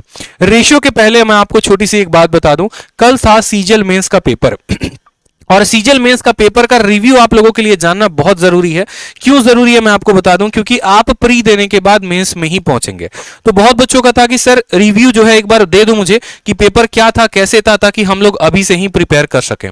ठीक है, तो रिव्यू के लिए छोटा सा 2 मिनट का मैं आपका समय लूंगा और पूरी बातें बताऊंगा। इसीलिए बताऊंगा ताकि आपको समझ में आ सके कि जब आप प्री निकाल लेंगे तो मेंस के लिए आपको कैसे शुरू से ही प्रिपेयर लेके चलना पड़ेगा। क्योंकि होता क्या है, जब एक बच्चे का प्री निकलता है तब वो मेंस का सोचता है और वहीं पर जाकर वो मात खा जाता है। मेंस के लिए अगर मैं आपको बात करूं, यहां पर सिंपल और ऑनेस्ट रिव्यू अगर आप मुझसे पूछोगे, ठीक है, कि सीजीएल 2020 मेंस रिव्यू, साफ तौर पे देखिए यहां पर कि सर सीजीएल 2020 मेंस का रिव्यू क्या क्या था। तो मैं अगर आपको बताऊं तो देखो, पेपर जो था वो मॉडरेट था, ना ज्यादा आसान था और ना ज्यादा टफ था, और साथ में पेपर आपका कैलकुलेटिव था। अगर हम मैथ्स की बात करें तो बहुत कैलकुलेटिव था पेपर, आपको रूट्स के वैल्यूज निकालने थे, आपको सिंप्लीफिकेशंस करने थे, और बड़े बड़े सिंप्लीफिकेशंस थे जो विद इन लिमिटेड टाइम के अंदर आपका दिमाग काम नहीं करता। क्या कुछ हमसे नया पूछा गया था? तो नया के नाम पर कुछ भी नहीं था। ठीक है, अगर हम बात करें यहां पर तो जो 2018 का पेपर था सीजीएल के मेंस का और जो 2019 का पेपर था वही पेपर डिट्टो उठाकर आपसे पेपर में पूछा गया था। ठीक है, और ये पेपर में आपका जो लेवल था ना वो मैं बार बार बोलूंगा मॉडरेट से कैलकुलेटिव था, कुछ भी नया नहीं था। जैसे मैं हमेशा बोलता था कि परसेंटेज का ये वाला टाइप है, इनकम एक्सपेंडिचर का फिक्स है, रट लो। ठीक है, यही टाइप सीधा का सीधा सवाल उठकर आएगा और 2 सवाल वहां से उठकर आए थे। सिंप्लीफिकेशन का पर्टिकुलर मैंने बताया था कि ये वाला पॉइंट है, आप याद कर लीजिए, पेपर में आएगा आएगा आएगा, लिख लो। जैसे मैंने पिछले संडे को जो मॉक टेस्ट करवाया था, प्रॉफिट लॉस का जो मैंने फॉर्मूला आपको बताया था, एमपी सीपी प्रॉफिट और डिस्काउंट के 4 लोगों का रिलेशन का, वो सीधा का सीधा सवाल उसके ऊपर 2 आए थे। क्योंकि अब इतना आदत हो गया ना, प्रीवियस ईयर मेरे जहन में इस कदर बैठ गया, मेरे दिमाग में इस कदर बैठ गया कि मुझे पता है कि ये सवाल आएगा और ये सवाल नहीं आएगा। ये सवाल आएगा तो कितनी बार आएगा और किस डेटा के साथ आएगा, एक पॉइंट मुझे पता है। इसी वजह से जो एनालिसिस हम आपको संडे को करवाते हैं वो सबसे बेस्ट एनालिसिस होती है। क्योंकि क्या है कि एक सवाल को हल करने के कई सारे तरीके हैं, लेकिन परीक्षा में बुद्धि किसके ऊपर काम करेगा वो बड़ा इंपॉर्टेंट है, और वो आपको तब पता चलेगा जब आप उस तरह के सवाल को लगाओगे। तो जो सवाल था हमारा वो 2018-19 के बीच का था। ठीक है, कुछ नया नहीं था। इसमें किंग कौन है और जो यहां पर है जो लूजर है वो कौन है, ठीक है, सभी बातों के बारे में बात करेंगे। जो एवरेज अटेम्प्ट की अगर हम बात करें, यहां पर बच्चों ने औसतन जो अटेम्प्ट किया है वो कितना किया है, तो 60 to 70 के बीच में। बहुत जगह पर अलग अलग खबर आ भी रही थी कि सर किसी ने 80 किया है, लेकिन एवरेज अटेम्प्ट अगर हम बोले तो 65 से 75 के बीच में एक औसत अटेम्प्ट है। औसतन का मतलब क्या हो गया, इतना तो हर बच्चा कर कर आया है, और जिसका एवरेज जिसका जो स्कोर है जो 80 से ऊपर कर कर है उसको गुड अटेम्प्ट माना जा रहा है कि हाँ भाई साहब 80 से ज्यादा क्वेश्चन करके आया, मतलब इसका मैथ काफी तगड़ा है, इसका मैथ काफी अच्छा है और ये एक बढ़िया स्कोरर है। ठीक है, बोलोगे सर पेपर आसान था, ठीक है, कुछ नया नहीं पूछा था, फिर भी बच्चों के अटेम्प्ट इतने क्यों हुए? सिर्फ और सिर्फ इसके वजह से, कैलकुलेटिव के वजह से। कोई ऐसा सवाल नहीं था जो देखते ही आपको लग रहा हो कि यार छोड़ दें। आप पहला सवाल लगाओगे वो भी बनेगा, दूसरा लगाओगे वो भी बनेगा, तीसरा लगाओगे वो भी बनेगा, फिर आपका समय क्यों कहां चला गया? समय गया कैलकुलेशन में। जिसकी रफ्तार गोली की तरह तेज थी, जिसको स्क्वायर आ रहा था, क्यूब याद आ रहा था, जिसको पाइथागोरस के ट्रिपलेट दिख रहे थे, वो तो पाइथागोरस का ट्रिपलेट लगा के राइट एंगल ट्रायंगल का एरिया निकाल ले रहा था, लेकिन जिसको पाइथागोरियन ट्रिपलेट नहीं दिख रहे थे वो हेरोन्स फार्मूला लगाकर एरिया निकाल रहा है। जिसको साफ तौर पे दिख रहा था कि भाई साहब ये सर्कल है, इसके अंदर हमने जो है एक साइक्लिक क्वाड्रिलेटरल बना दिया, ये वाला कोण हमें दिया गया, ये वाला कोण पूछा है और डायरेक्ट रिलेशन इनका पता है, उसने तो आंसर जल्दी से दे दिया। लेकिन जिसको रिलेशन नहीं पता है, पहले 90 का कोण बना के घटा के फिर रिलेशन निकाल रहा है, उसका पेपर जाएगा खराब। अलजेब्रा में वही 3 बातें 1000 बार बताई थी, कई बार बताई थी कि मेरी शीट नंबर 6 और मेरी शीट नंबर 7 जो मैंने वीओडी बैचेस में दिए थे वो पूरा का पूरा लगा लो। टेलीग्राम पर भी बकायदा उनकी पीडीएफ मैंने डाली थी कि भारत का आज के समय में कोई ऐसा एग्जाम नहीं है जिसमें से क्वेश्चन ना आए, और आया था। क्वेश्चन में भी अगर आप देखोगे तो बोला था सर a प्लस बी का मान हमारा 8 है, ए बी का मान जो है हमारा 10 है, और सवाल में हमसे पूछा था ए क्यू प्लस मानो बी स्क्वायर, ऐसे करके कुछ क्वेश्चन था। ठीक, तो एक क्वेश्चन इसके ऊपर फिक्स होता है, ए cube B cube C cube के ऊपर क्वेश्चन फिक्स होता है। ठीक है, तो अलजेब्रा के सारे क्वेश्चंस आसान थे, नॉर्मल थे, कोई ज्यादा नया एक भी सवाल नहीं था। मेंसुरेशन में भी मैं बार बार कहता हूं कि मेंसुरेशन में नॉर्मल चीजें पढ़ के जाओ, एरिया पढ़कर जाओ, वॉल्यूम पढ़कर जाओ, उससे ज्यादा सवाल नहीं आएगा। लेकिन कुछ बच्चे जो होते हैं वो बड़े पागल टाइप होते हैं। पागल टाइप कैसे होते हैं मैं बता रहा हूं, बुरा मत मानना। क्या होता है कि जो बच्चा 2 साल 2.5 साल से तैयारी कर रहा है उसको लगता है यार ये चीजें तो मुझे आती हैं, कुछ नया बताओ, और नया नया नया के चक्कर में वो इतना इरेलीवेंट पढ़ना शुरू कर देता है। फिगर के अंदर फिगर, फिगर के अंदर फिगर, फिगर के अंदर फिगर, कैट लेवल के क्वेश्चंस, और पेपर जब देने गया कल तो बेचारे के सवाल एक भी नहीं आया। जिस भी टीचर से पढ़ रहा था, जिस भी शीट को वो लगा रहा था, जो भी किताब पढ़ा था, मैं बार बार बोलता हूं टफ पढ़ने में बहुत मजा आता है, लेकिन क्या वो आपके पेपर में आ रहा है? ये बात मेंस के स्टूडेंट को सीखना पड़ेगा, जानना पड़ेगा। इस बात को आप समझिए। सर आपका डर मैं जानता हूं, आप ये बात सोचते हैं कि अगर पेपर थोड़ा सा टफ आ गया तो क्या करेंगे? अरे नहीं आ रहा मेरे भाई, 2024 तक पेपर आपका नहीं आएगा। 2024 तक एसएससी के अभी जहन में इतना है नहीं कि वो कंसेप्चुअल सवाल दे सके, देगा तो कैलकुलेटिव पेपर देगा, कंसेप्चुअल नहीं देगा। वेंडर बदल गया है, और वेंडर बदल गया है तो पेपर कैलकुलेटिव आएगा। यही इसीलिए जितने भी प्री के स्टूडेंट हैं, सभी के सभी जितने भी प्री के स्टूडेंट हैं, मैं बार बार बोलूंगा, सभी के सभी इस बार के जो भी CHSL या CGL का पेपर दे रहे हैं वो 2020 का CGL का पेपर जरूर लगा कर जाएं और 2020 का CHSL भी लगा कर जाएं। आपको बहुत फायदा होगा पेपर में। ठीक है, समझ में आ गया बात यहां पे? ठीक। उसके अलावा एक और बात को समझना, जो अगर मेंस का गेम होता है ना, हमेशा पेपर देने के बाद बच्चे को यह बात समझ में आता है, लेकिन अगर उसको यह बात पूरे लाइफ पहले समझ में आ गया कि मेंस का गेम है किसका, तो वो शायद बढ़िया स्कोर कर ले। मेंस का गेम होता है हमेशा मॉक टेस्ट का। ठीक है, ये पर्सनल एक्सपीरियंस है। मेंस का जो गेम होता है वो मॉक टेस्ट का होता है। आप जितना ज्यादा मॉक टेस्ट लगाएंगे आपकी रफ्तार उतनी तगड़ी बनेगी, और जितना रफ्तार बनेगा आपका अटेम्प्ट उतना आगे बढ़ते चला जाएगा। क्योंकि मैंने अभी कहा कि सारे के सारे सवाल ऐसे थे जो आपको बनने चाहिए थे और सिंपल क्वेश्चन थे, लेकिन किसी का 65 आया और किसी का 85 अटेम्प्ट हुआ। कैसे? तो वो रफ्तार की वजह से। और रफ्तार कैसे बनता है? तो मॉक टेस्ट की वजह से बनता है। आप मॉक टेस्ट दीजिए, प्रीवियस ईयर का मॉक टेस्ट दीजिए, और उसके बाद जो है आपको काफी बेनिफिट होने वाला है। ठीक है, और ये चीज आपको अपने माइंड में अभी से ही लेकर चलना पड़ेगा। अगर आप इन बातों को अभी से ही माइंड में लेकर नहीं चलोगे तो बहुत नुकसान हो सकता है। ठीक है, बोलोगे यार सर जब मेंस आएगा तो आपकी स्ट्रेटजी की वीडियो देख लेंगे ना, ऐसा नहीं है। प्यास लगने पर कुआं नहीं खोदा जाता है, कुआं पहले से खोद कर रखते हैं ताकि भूखे प्यासे ना मर सके। तो अभी से जब सवाल लगाते हो तो प्रीवियस ईयर के क्वेश्चंस लगाओ। जितने 60 दिन 60 मैराथन में मैं करवा रहा हूं वो पूरा का पूरा जो है एक एक क्वेश्चंस आप उसके प्रैक्टिस करो, या जो मैंने VOD बैच में अपने रिकॉर्डेड बैच में पूरा का पूरा कंटेंट दे रखा है आप उसकी प्रैक्टिस करो। किसी भी माध्यम से आप कंप्लीट करोगे आपका काफी बेनिफिट होगा और परीक्षा के लिए आप एकदम फिट एंड फाइन हो जाएंगे। ठीक है, आप अच्छा स्कोर करेंगे, इतना ध्यान रखिए। कोई भी ऐसा क्वेश्चन इस बार के मेंस में नहीं आया था जो मेरे शीट में ना हो। हर क्वेश्चन को मैंने कराया था, हर क्वेश्चन को मैंने मेंस के बैच में कराया था।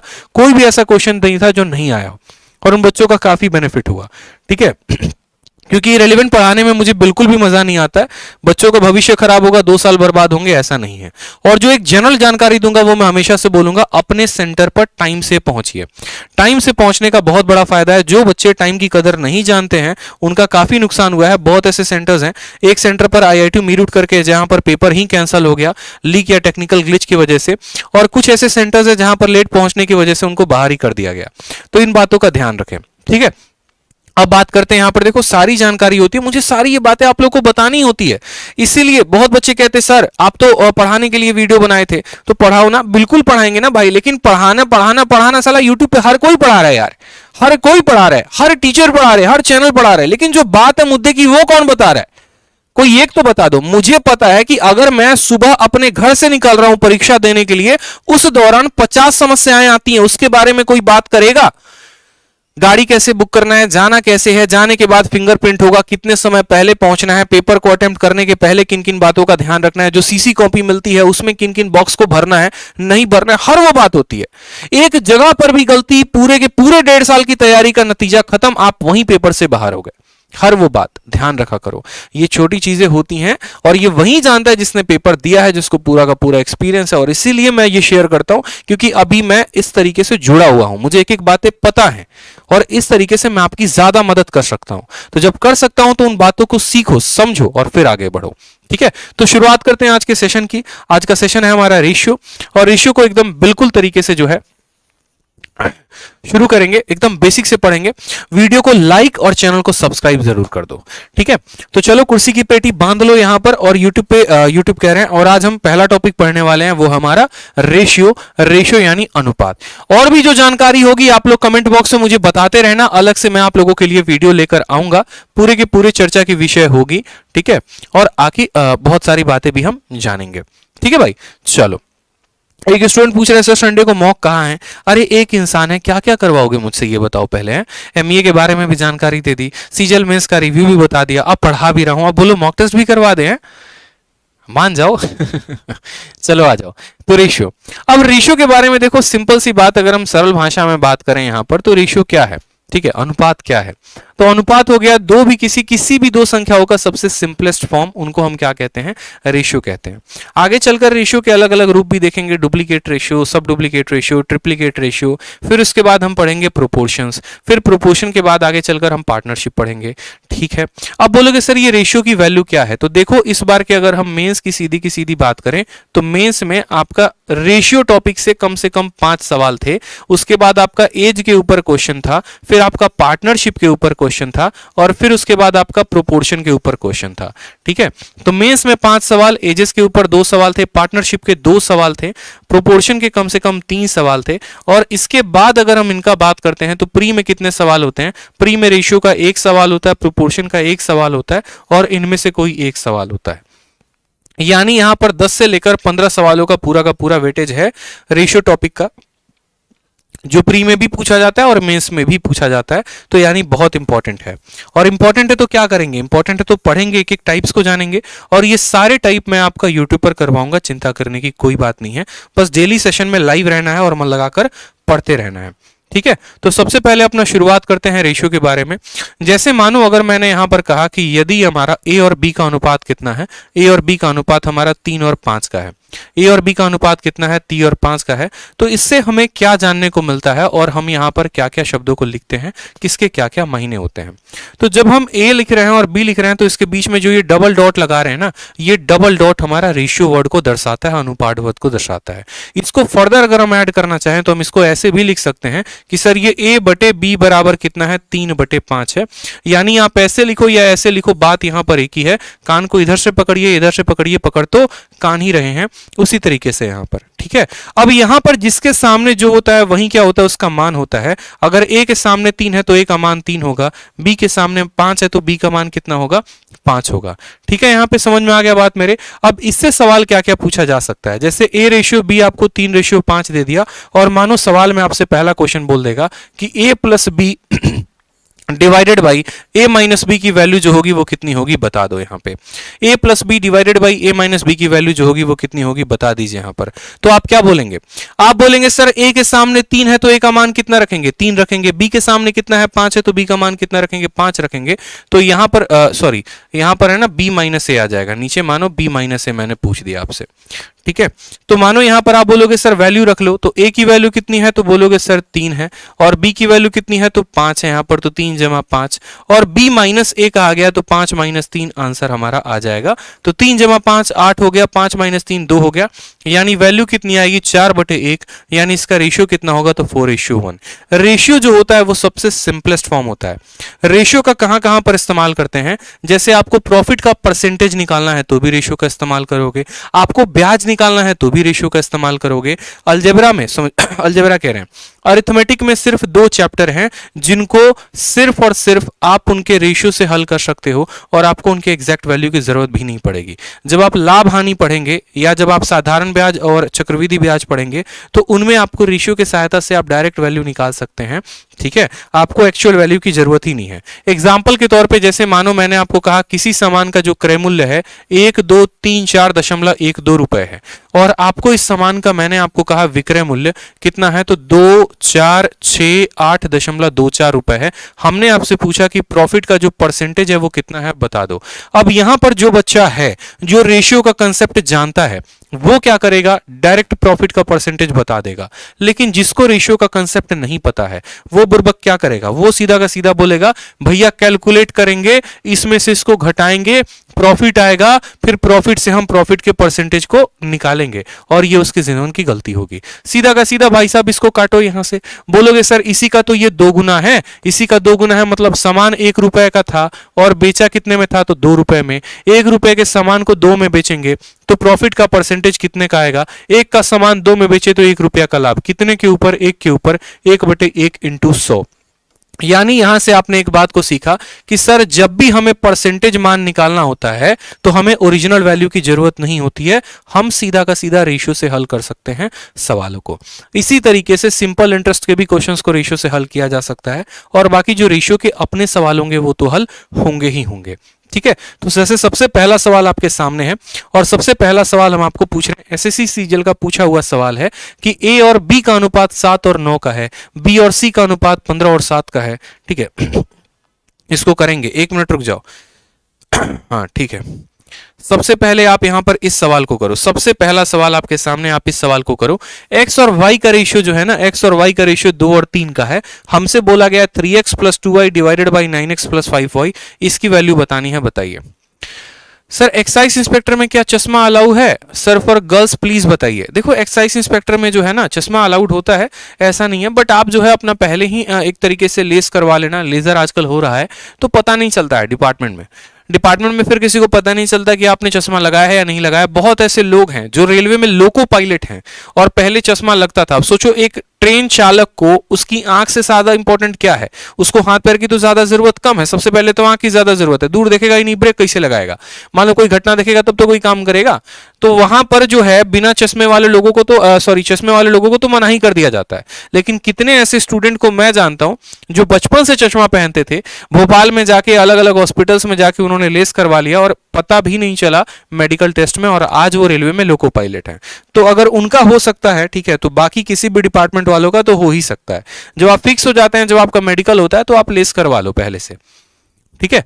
चलो लेस का मतलब लेजर हो गया। यहाँ पे एक्स और वाई का रेशियो 2 और 3 का है, तो इसका वैल्यू पूछा गया। मैंने कहा जिसके सामने जो होगा वही उसका मान होगा। एक्स के सामने 2 है तो 2 उठाओ, वाई के सामने 3 है तो 3 उठाओ, रख दो यहाँ पर वैल्यू। तो एक्स की वैल्यू 2 है तो 3 इंटू 2 कितना हो जाएगा दोस्तों? 6 हो जाएगा। वाई की वैल्यू 3 है तो 3 इंटू 2 कितना हो जाएगा? तो 6 हो जाएगा। भाग करेंगे यहाँ पर। एक्स की वैल्यू 2 है तो 9 इंटू 2 कितना हो जाएगा? तो 18 हो जाएगा। प्लस यहां पर रखेंगे। y की वैल्यू कितनी है? 3 है तो 5 इंटू 3 कितना हो जाएगा? 15 हो जाएगा। 6 जमा 6 कितना हो गया? तो 12, और 18 और 15 कितना हो गया? तो यहां पर 33 हो गया। 12 बटे 33, काटेंगे इसको 3 से तो आ जाएगा 4, और यहां पर आ जाएगा 11। बोलोगे सर आपने काटा क्यों है? इसीलिए काटा है क्योंकि रेशियो का मतलब ये होता है सबसे सिंपलेस्ट फॉर्म, सबसे छोटा रूप, और सबसे छोटा रूप उसको तब तक काटते रहो जब तक वो किसी और से ना कट जाए, और वही उसका आंसर होगा 4:11। Option number B for Baahubali is the correct answer. ठीक है, चलो आ जाओ अगला सवाल देखो। यहां पे अगला सवाल देखेंगे, ठीक है। नेक्स्ट क्वेश्चन अब आपका कुछ इस तरीके से आपको मिलेगा। 1 मिनट में आपको दिखा दूं कुछ वैल्यूज, ठीक है। अब यहां पर एक हो जाता है ब्रिजिंग का कंसेप्ट। अब ब्रिजिंग का कंसेप्ट क्या होता है वो समझो।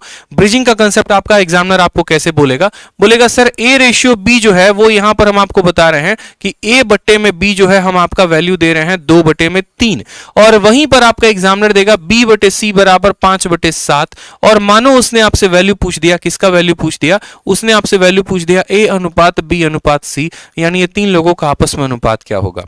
अब इस सवाल को हल करने के लिए हमें 2 मेथड पता होने चाहिए। एक वो मेथड जो आपकी किताबों में दिया गया है, और दूसरा वो जो हम आपको सिखाएंगे, सबसे बेस्ट और सबसे स्मार्ट अप्रोच, जिससे आप आ रहे अनगिनत रेशियोज को हल कर पाएंगे। ठीक है, कैसे होगा वो समझेंगे। आप बोलेंगे सर यहां पर देखिए ए और बी का अनुपात 2 और 3 का है। आपको कुछ नहीं करना है, पहले ए को रखना है, फिर उसके बाद आपको बी की वैल्यू रखनी है, और फिर उसके बाद आपको सी की वैल्यू रखनी है।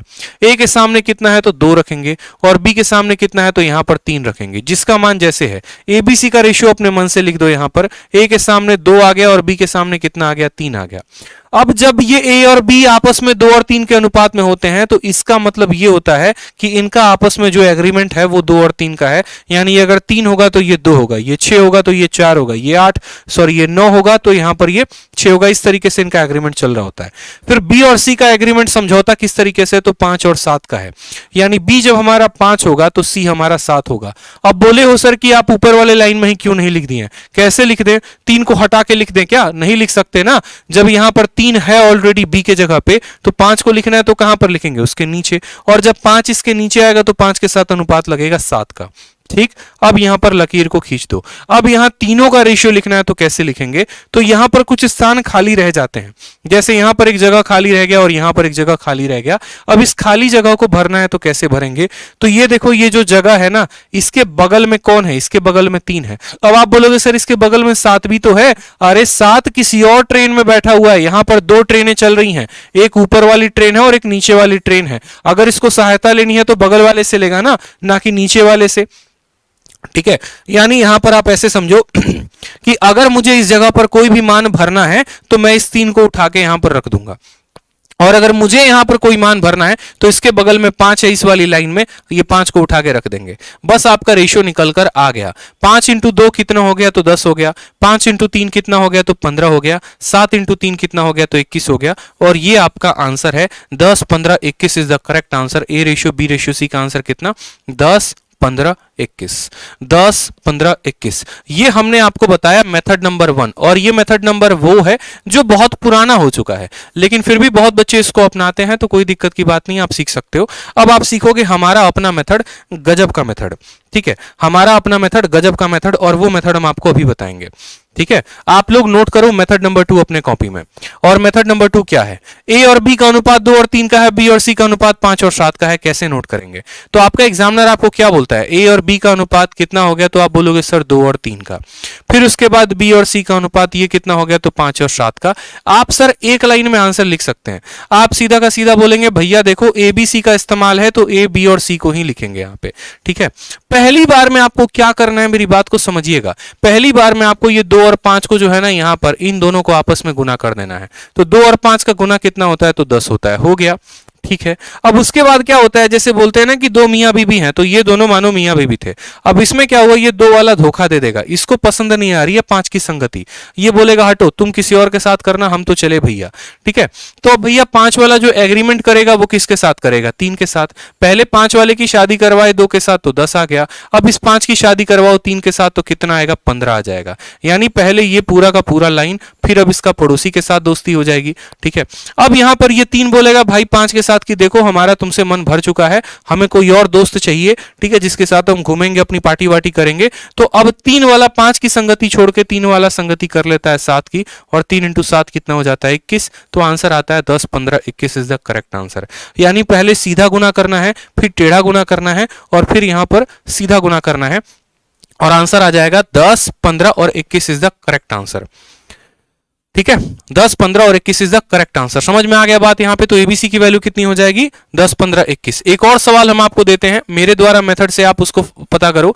ए और बी का अनुपात 3 और 4 का है, और बी और सी का जो अनुपात है वो हमारा है 5 और मानो 6 का। सवाल में आपका एग्जामिनर क्या पूछ रहा है, तो सवाल में आपका एग्जामिनर एबीसी का वैल्यू पूछ रहा है कि एबीसी का वैल्यू कितना होगा।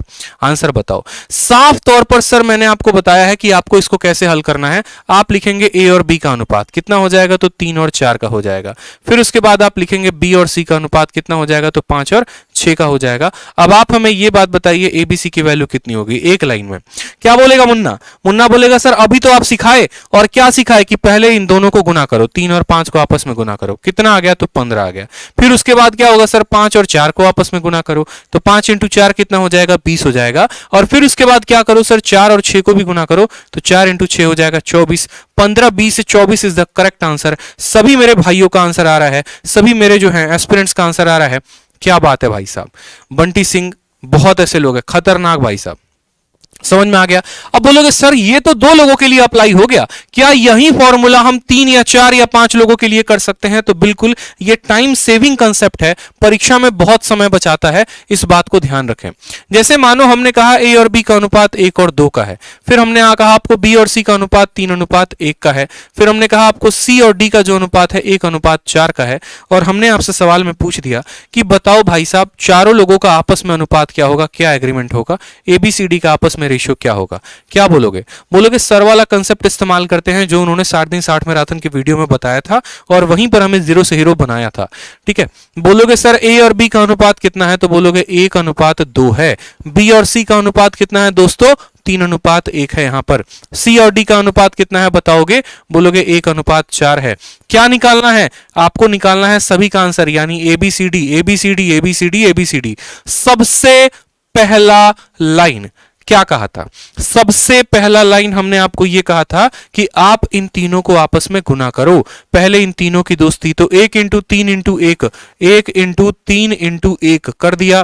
फिर उसके बाद लगा दो दोनों बिंदु। ठीक है, फिर उसके बाद यहां पर सबसे पहले ए दोस्ती तोड़ देगा, ए दोस्ती तोड़ देगा, तो फिर उसके बाद लाइन कुछ ऐसे चलेगी।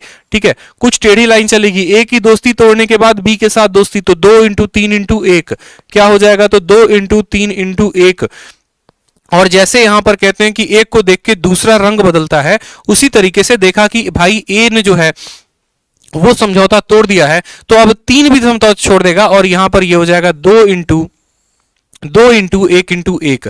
मेरी बात दोबारा से देखो यहां पे, अब क्या हो जाएगा 2 इंटू 1 मतलब 2 1 1। पहले ए ने छोड़ा तो उसके जगह पर 2 आया, अब 3 छोड़ेगा तो उसके जगह पर 1 आएगा, फिर बाद में ये 1 छोड़ देगा तो उसके जगह पर 4 आएगा। तो ए छोड़ दिया तो उसके जगह पे 2 3 1 आ गया, अब यहां 3 छोड़ देगा तो 2 1 आ जाएगा, तो 2 इंटू 1 इंटू 4 क्या आ जाएगा मेरे भाई, तो 2 इंटू 1 इंटू 4 यहां पे। और फिर उसके बाद लास्ट में क्या होगा, ए के स्थान पे आपने देखो, ए के स्थान पे आपने 2 लिखा, ठीक है, फिर ए के स्थान पे तो 2 आ गया, 3 के स्थान पे आपने जो है यहां पर 1 लिख दिया, अब यहां 2 1 और 4 आ जाएगा, तो बोलोगे सर 2 इंटू 1 इंटू 4। बहुत सिंपल है, बहुत आसान है। पहले तीनों को लपेटो, लपेट दिया, फिर एक से यहां पर दोस्ती खत्म कर दो, 2 3 1 आ गया, फिर एक और से दोस्ती खत्म कर दो, 2 1 4 आ गया, फिर पूरे से खत्म कर दो 2 1 यहां पर ठीक है, 2 1 1 था यहां पे, माफ करेंगे, यहां पर 2 1 1 आएगा और फिर उसके बाद 2 इंटू 1 इंटू 4 आ जाएगा, ठीक है, 2 1 1 आएगा और 2 1 4 आएगा। अब आंसर सॉल्व करो तो बोलोगे सर 3 हो गया, यहां पर 6 हो गया, यहां पर 2 हो गया और यहां पर 8 हो गया। 3628 इज द करेक्ट आंसर, ये हमारा करेक्ट आंसर है, ठीक है, ये हमारा करेक्ट आंसर है। चलिए, तो सबसे पहला सवाल आपके सामने हम दिखा रहे हैं जो आपके पेपर में पूछा गया था सीजीएल में। ए और बी का अनुपात 7 और 9 का है, बी और सी का अनुपात 15 और 7 का है, ए और सी का अनुपात पूछा गया है। सीजीएल का सवाल है, आंसर बताएंगे। बहुत अच्छे भाई, आज सभी के आंसर आ रहे हैं, दिल खुश कर दिया आप लोगों ने, कीप इट अप। वीडियो को लाइक, चैनल को सब्सक्राइब और वीडियो को शेयर करते रहें। आपके इन तीनों में से जिसको भी चढ़ावा चढ़ाने का इच्छा हो उसका चढ़ावा चढ़ाएं। लाइक करना है तो लाइक का चढ़ावा चढ़ाएं, सब्सक्राइब करना है तो सब्सक्राइब का चढ़ावा चढ़ाएं, शेयर करना है तो शेयर का चढ़ाएं, लेकिन चढ़ावा तो चढ़ना चाहिए, यही तो आपका गुरु दक्षिणा है। बहुत मेहनत करता हूं मैं आप लोगों के लिए, पीछे पूरी पूरी रात लग जाती है पीपीटी बनाने में, और वो आपको मेरी पीपीटी से दिखता भी होगा। जिस तरीके से मैंने आपको एक्सप्लेन किया है एएसओ इन एमईए को लेकर, सबसे ज्यादा मेरे लाइफ में मुझे सबसे ज्यादा वेट था कि कब मैं इस वीडियो को बच्चों को लेकर जाऊंगा, उनके सामने बताऊंगा, और वो दिखा भी है आपको। इसलिए उस कंटेंट के दम पे, उस मेहनत के दम पे मैं आपसे लाइक बोलता हूं, ठीक है, ना कि किसी और चीज के नाम पे, ठीक है। ध्यान रखो, मुझे जहां तक लगता है कि बच्चे को अगर शिक्षित करो तो वो खुद जो है अपने आप में योद्धा तैयार हो जाएगा। आप उसको अंदर से झकझोर के रख दो, उसको अंदर से विवश कर दो कि वो उस खुद परीक्षा को निकाल सके, और कौन सी ऐसी बात होगी जो उसको अंदर से विवश करेगी, तो वो उसके सपने होंगे, वो उसके ड्रीम होंगे, वो ऐसा पोस्ट होगा। इसलिए इस बात को समझते हुए मैं आप लोग के लिए सबसे ज्यादा मेहनत करता हूं, ठीक है। जो बेस्ट कंटेंट है उसके ऊपर तो काम चल ही रहा होता है, साथ में इन बातों पर भी काम चलता है, ठीक है। तो सबसे पहला सवाल है, ए और बी का इतना है, बी और सी का इतना है, कैसे लिखेंगे। तो ए और बी का जो है वो है हमारा 7:9, और बी और सी का जो वैल्यू है वो कितना है, 15:7।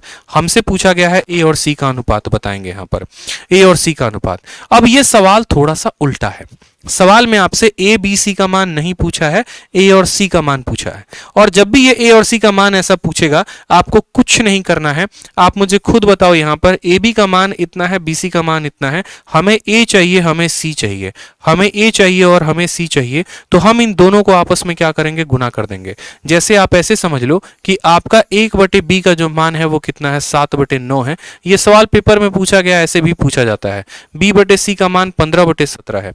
अब यहां पर जब हमें दिया गया ना, जैसे मानो यहां पर, तो हमें क्या करना होता है, जब भी ऐसे वैल्यू दी गई होती है तो इसके लेफ्ट वाले को इसके लेफ्ट वाले के साथ गुना करो। तो बोलोगे सर a/b को हम गुना लगाएंगे b/c के साथ, ठीक है। तो इसका राइट वाला इसके राइट वाले के साथ गुना होगा, यानी 7/9 जो है वो गुना होगा 15/7 के साथ।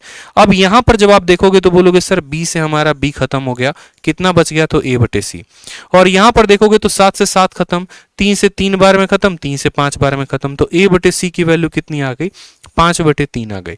यानी ये जो सवाल आपके परीक्षा में ऐसे आया था, एक तो आप उसको मल्टीप्लिकेशन करके कर सकते थे, और दूसरा तरीका जो हम आपको अभी बताएंगे आप उससे भी कर सकते थे। दूसरा तरीका क्या है वो जान लीजिए।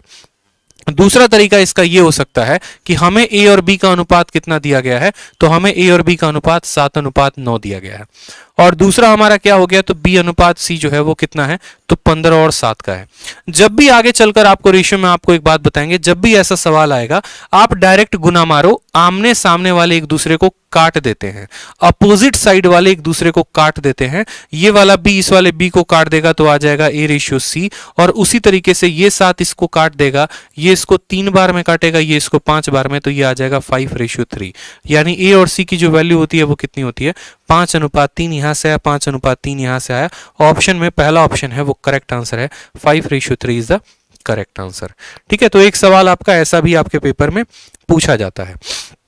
ठीक, चलिए अब ये वाला सवाल बता दीजिए, अभी आपको पढ़ा है x का मान 1/3 y है, y का मान 1/2 z है, हमसे x y z का मान पूछा गया है, अभी हाल फिलहाल आपको पढ़ाया है और इसको बताइए।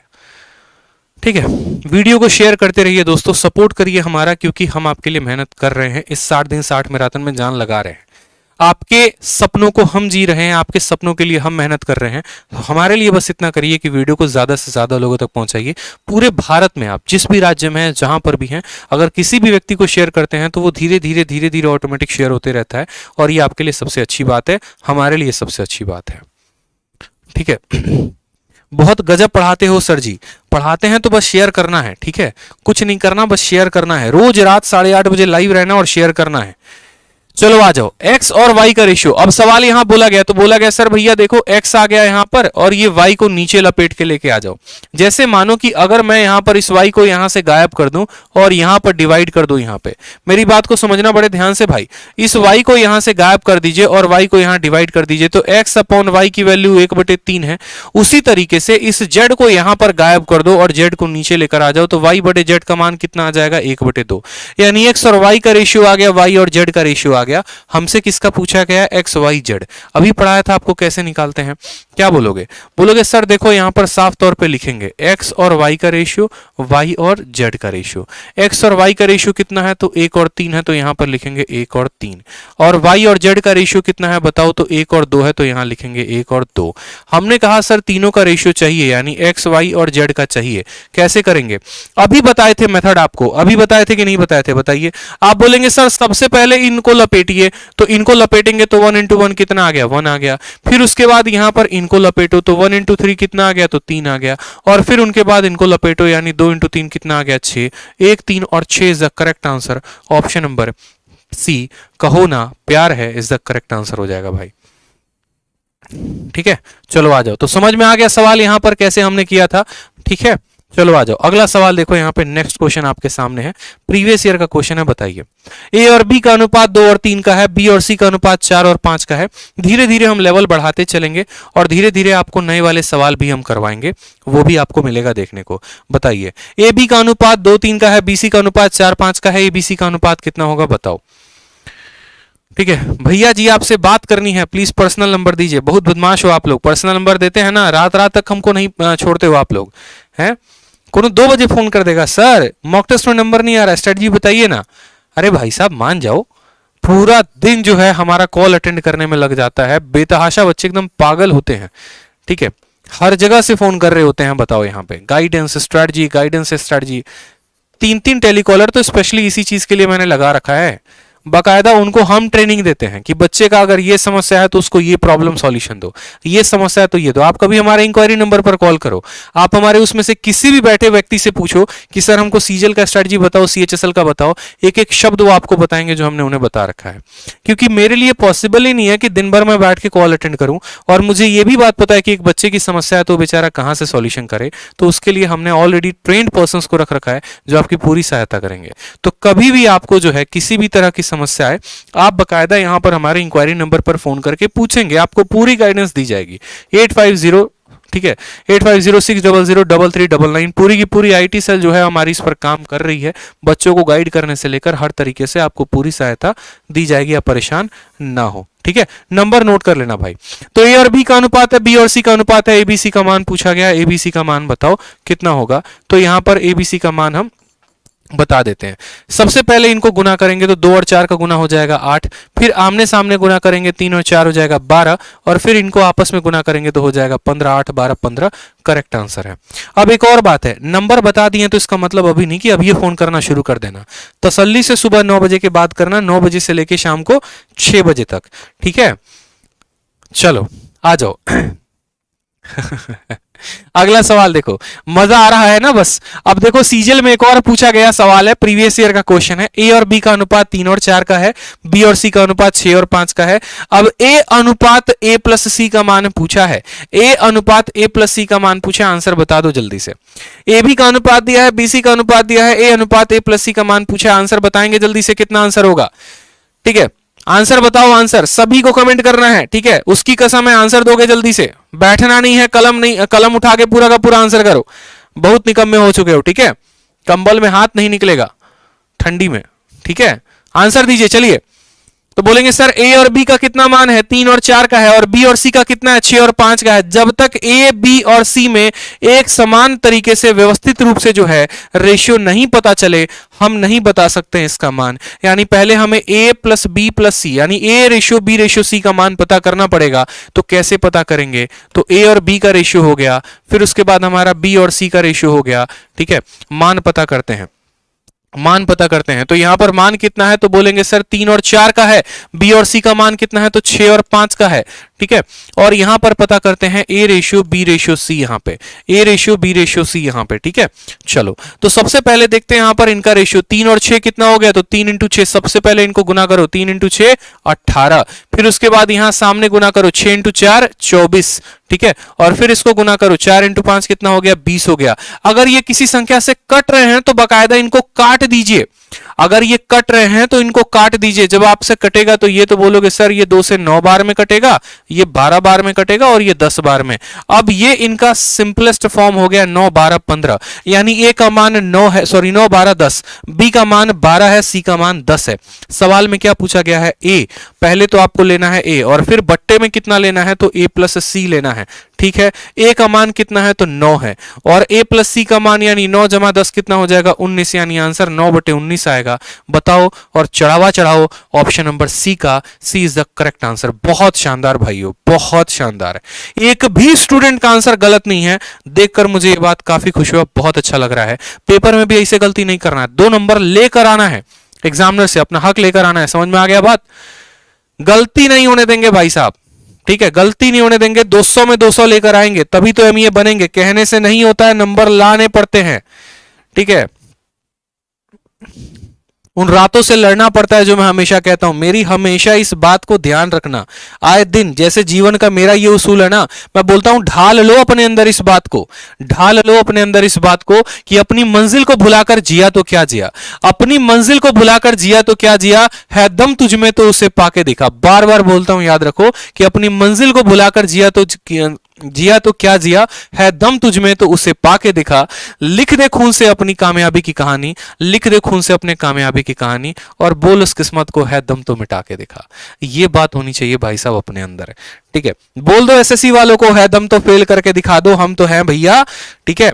रैंकर्स गुरुकुल के स्टूडेंट, आदित्य सर के स्टूडेंट कंसेप्ट में भौकाल सीखते हैं और आंसर हर सवाल का सही देते हैं। है दम तो कोई ऐसा पेपर बना दो जिसमें 50 में 50 ना आए। उन्होंने हर पेपर में 50 में 50 लाया है, हम भी हर पेपर में 50 में 50 लेकर आएंगे, और हमारा ये आपसे प्रॉमिस है। बस मेहनत करो बढ़िया तरीके से, हम आपका पूरा पेपर में 50 में 50 का तैयारी करवा रहे हैं और करवाएंगे। ए और बी का अनुपात कितना है बता दो, तो 1 अनुपात 2 हो गया। बी और सी का अनुपात कितना है बता दो, तो बोलोगे सर 3 अनुपात 4 हो गया। सी और डी का अनुपात कितना है बता दो, तो 6 अनुपात 9 हो गया यहां पर। उसके बाद हमसे डी और ई का अनुपात बोला गया है, क्या बोला गया है, 12 अनुपात 16 बोला गया है।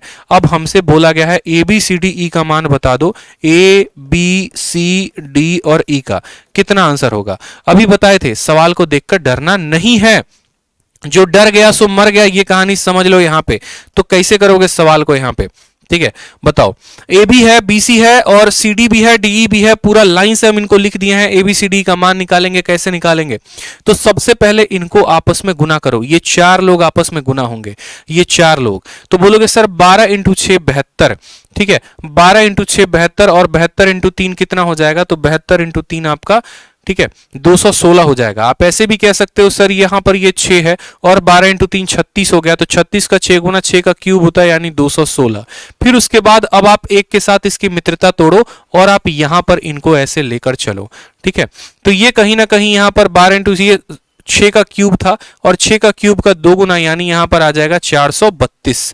कितना आ जाएगा, 432 आ जाएगा। देखते चलो, कोई दिक्कत की बात नहीं है। पहले क्या करना है, पहले इस लाइन के चारों संख्याओं को गुना करना है, तो 216 आ गया। फिर इस लाइन में 1 के जगह पर 2 लेना है, और 2 इंटू 3 इंटू 6 इंटू 12, यानी ये आ गया 432। फिर उसके बाद अब इस लाइन के 2 लोगों को लेना है, तो 2 इंटू 4 8, 8 इंटू 6 48, ठीक है। और 48 को वापस 12 के साथ गुना करेंगे, 12 8 96 के 6 9 हाथ में, 12 चौके 48, और 48 और 9 कितना हो गया, तो 57, तो बोलेंगे सर 576 आ गया। ठीक है, 48 और 9 कितना हो गया, तो 57 हो गया। और उसके बाद अब इस लाइन के चारों संख्याओं को लिखेंगे। 2 इंटू 4 8, 8 इंटू 9 कितना हो गया, तो 8 इंटू 9 हो गया हमारा 72, और 72 का गुना किसके साथ, 16 के साथ। तो यहां पर लिख लो, चाहो तो आप यहां पर डायरेक्ट गुना भी लिख सकते हो और काटकूट कर सकते हो, अगर आपको काटकूट करना ही है तो। ठीक है, आप गुना करके काटकूट भी कर सकते हो।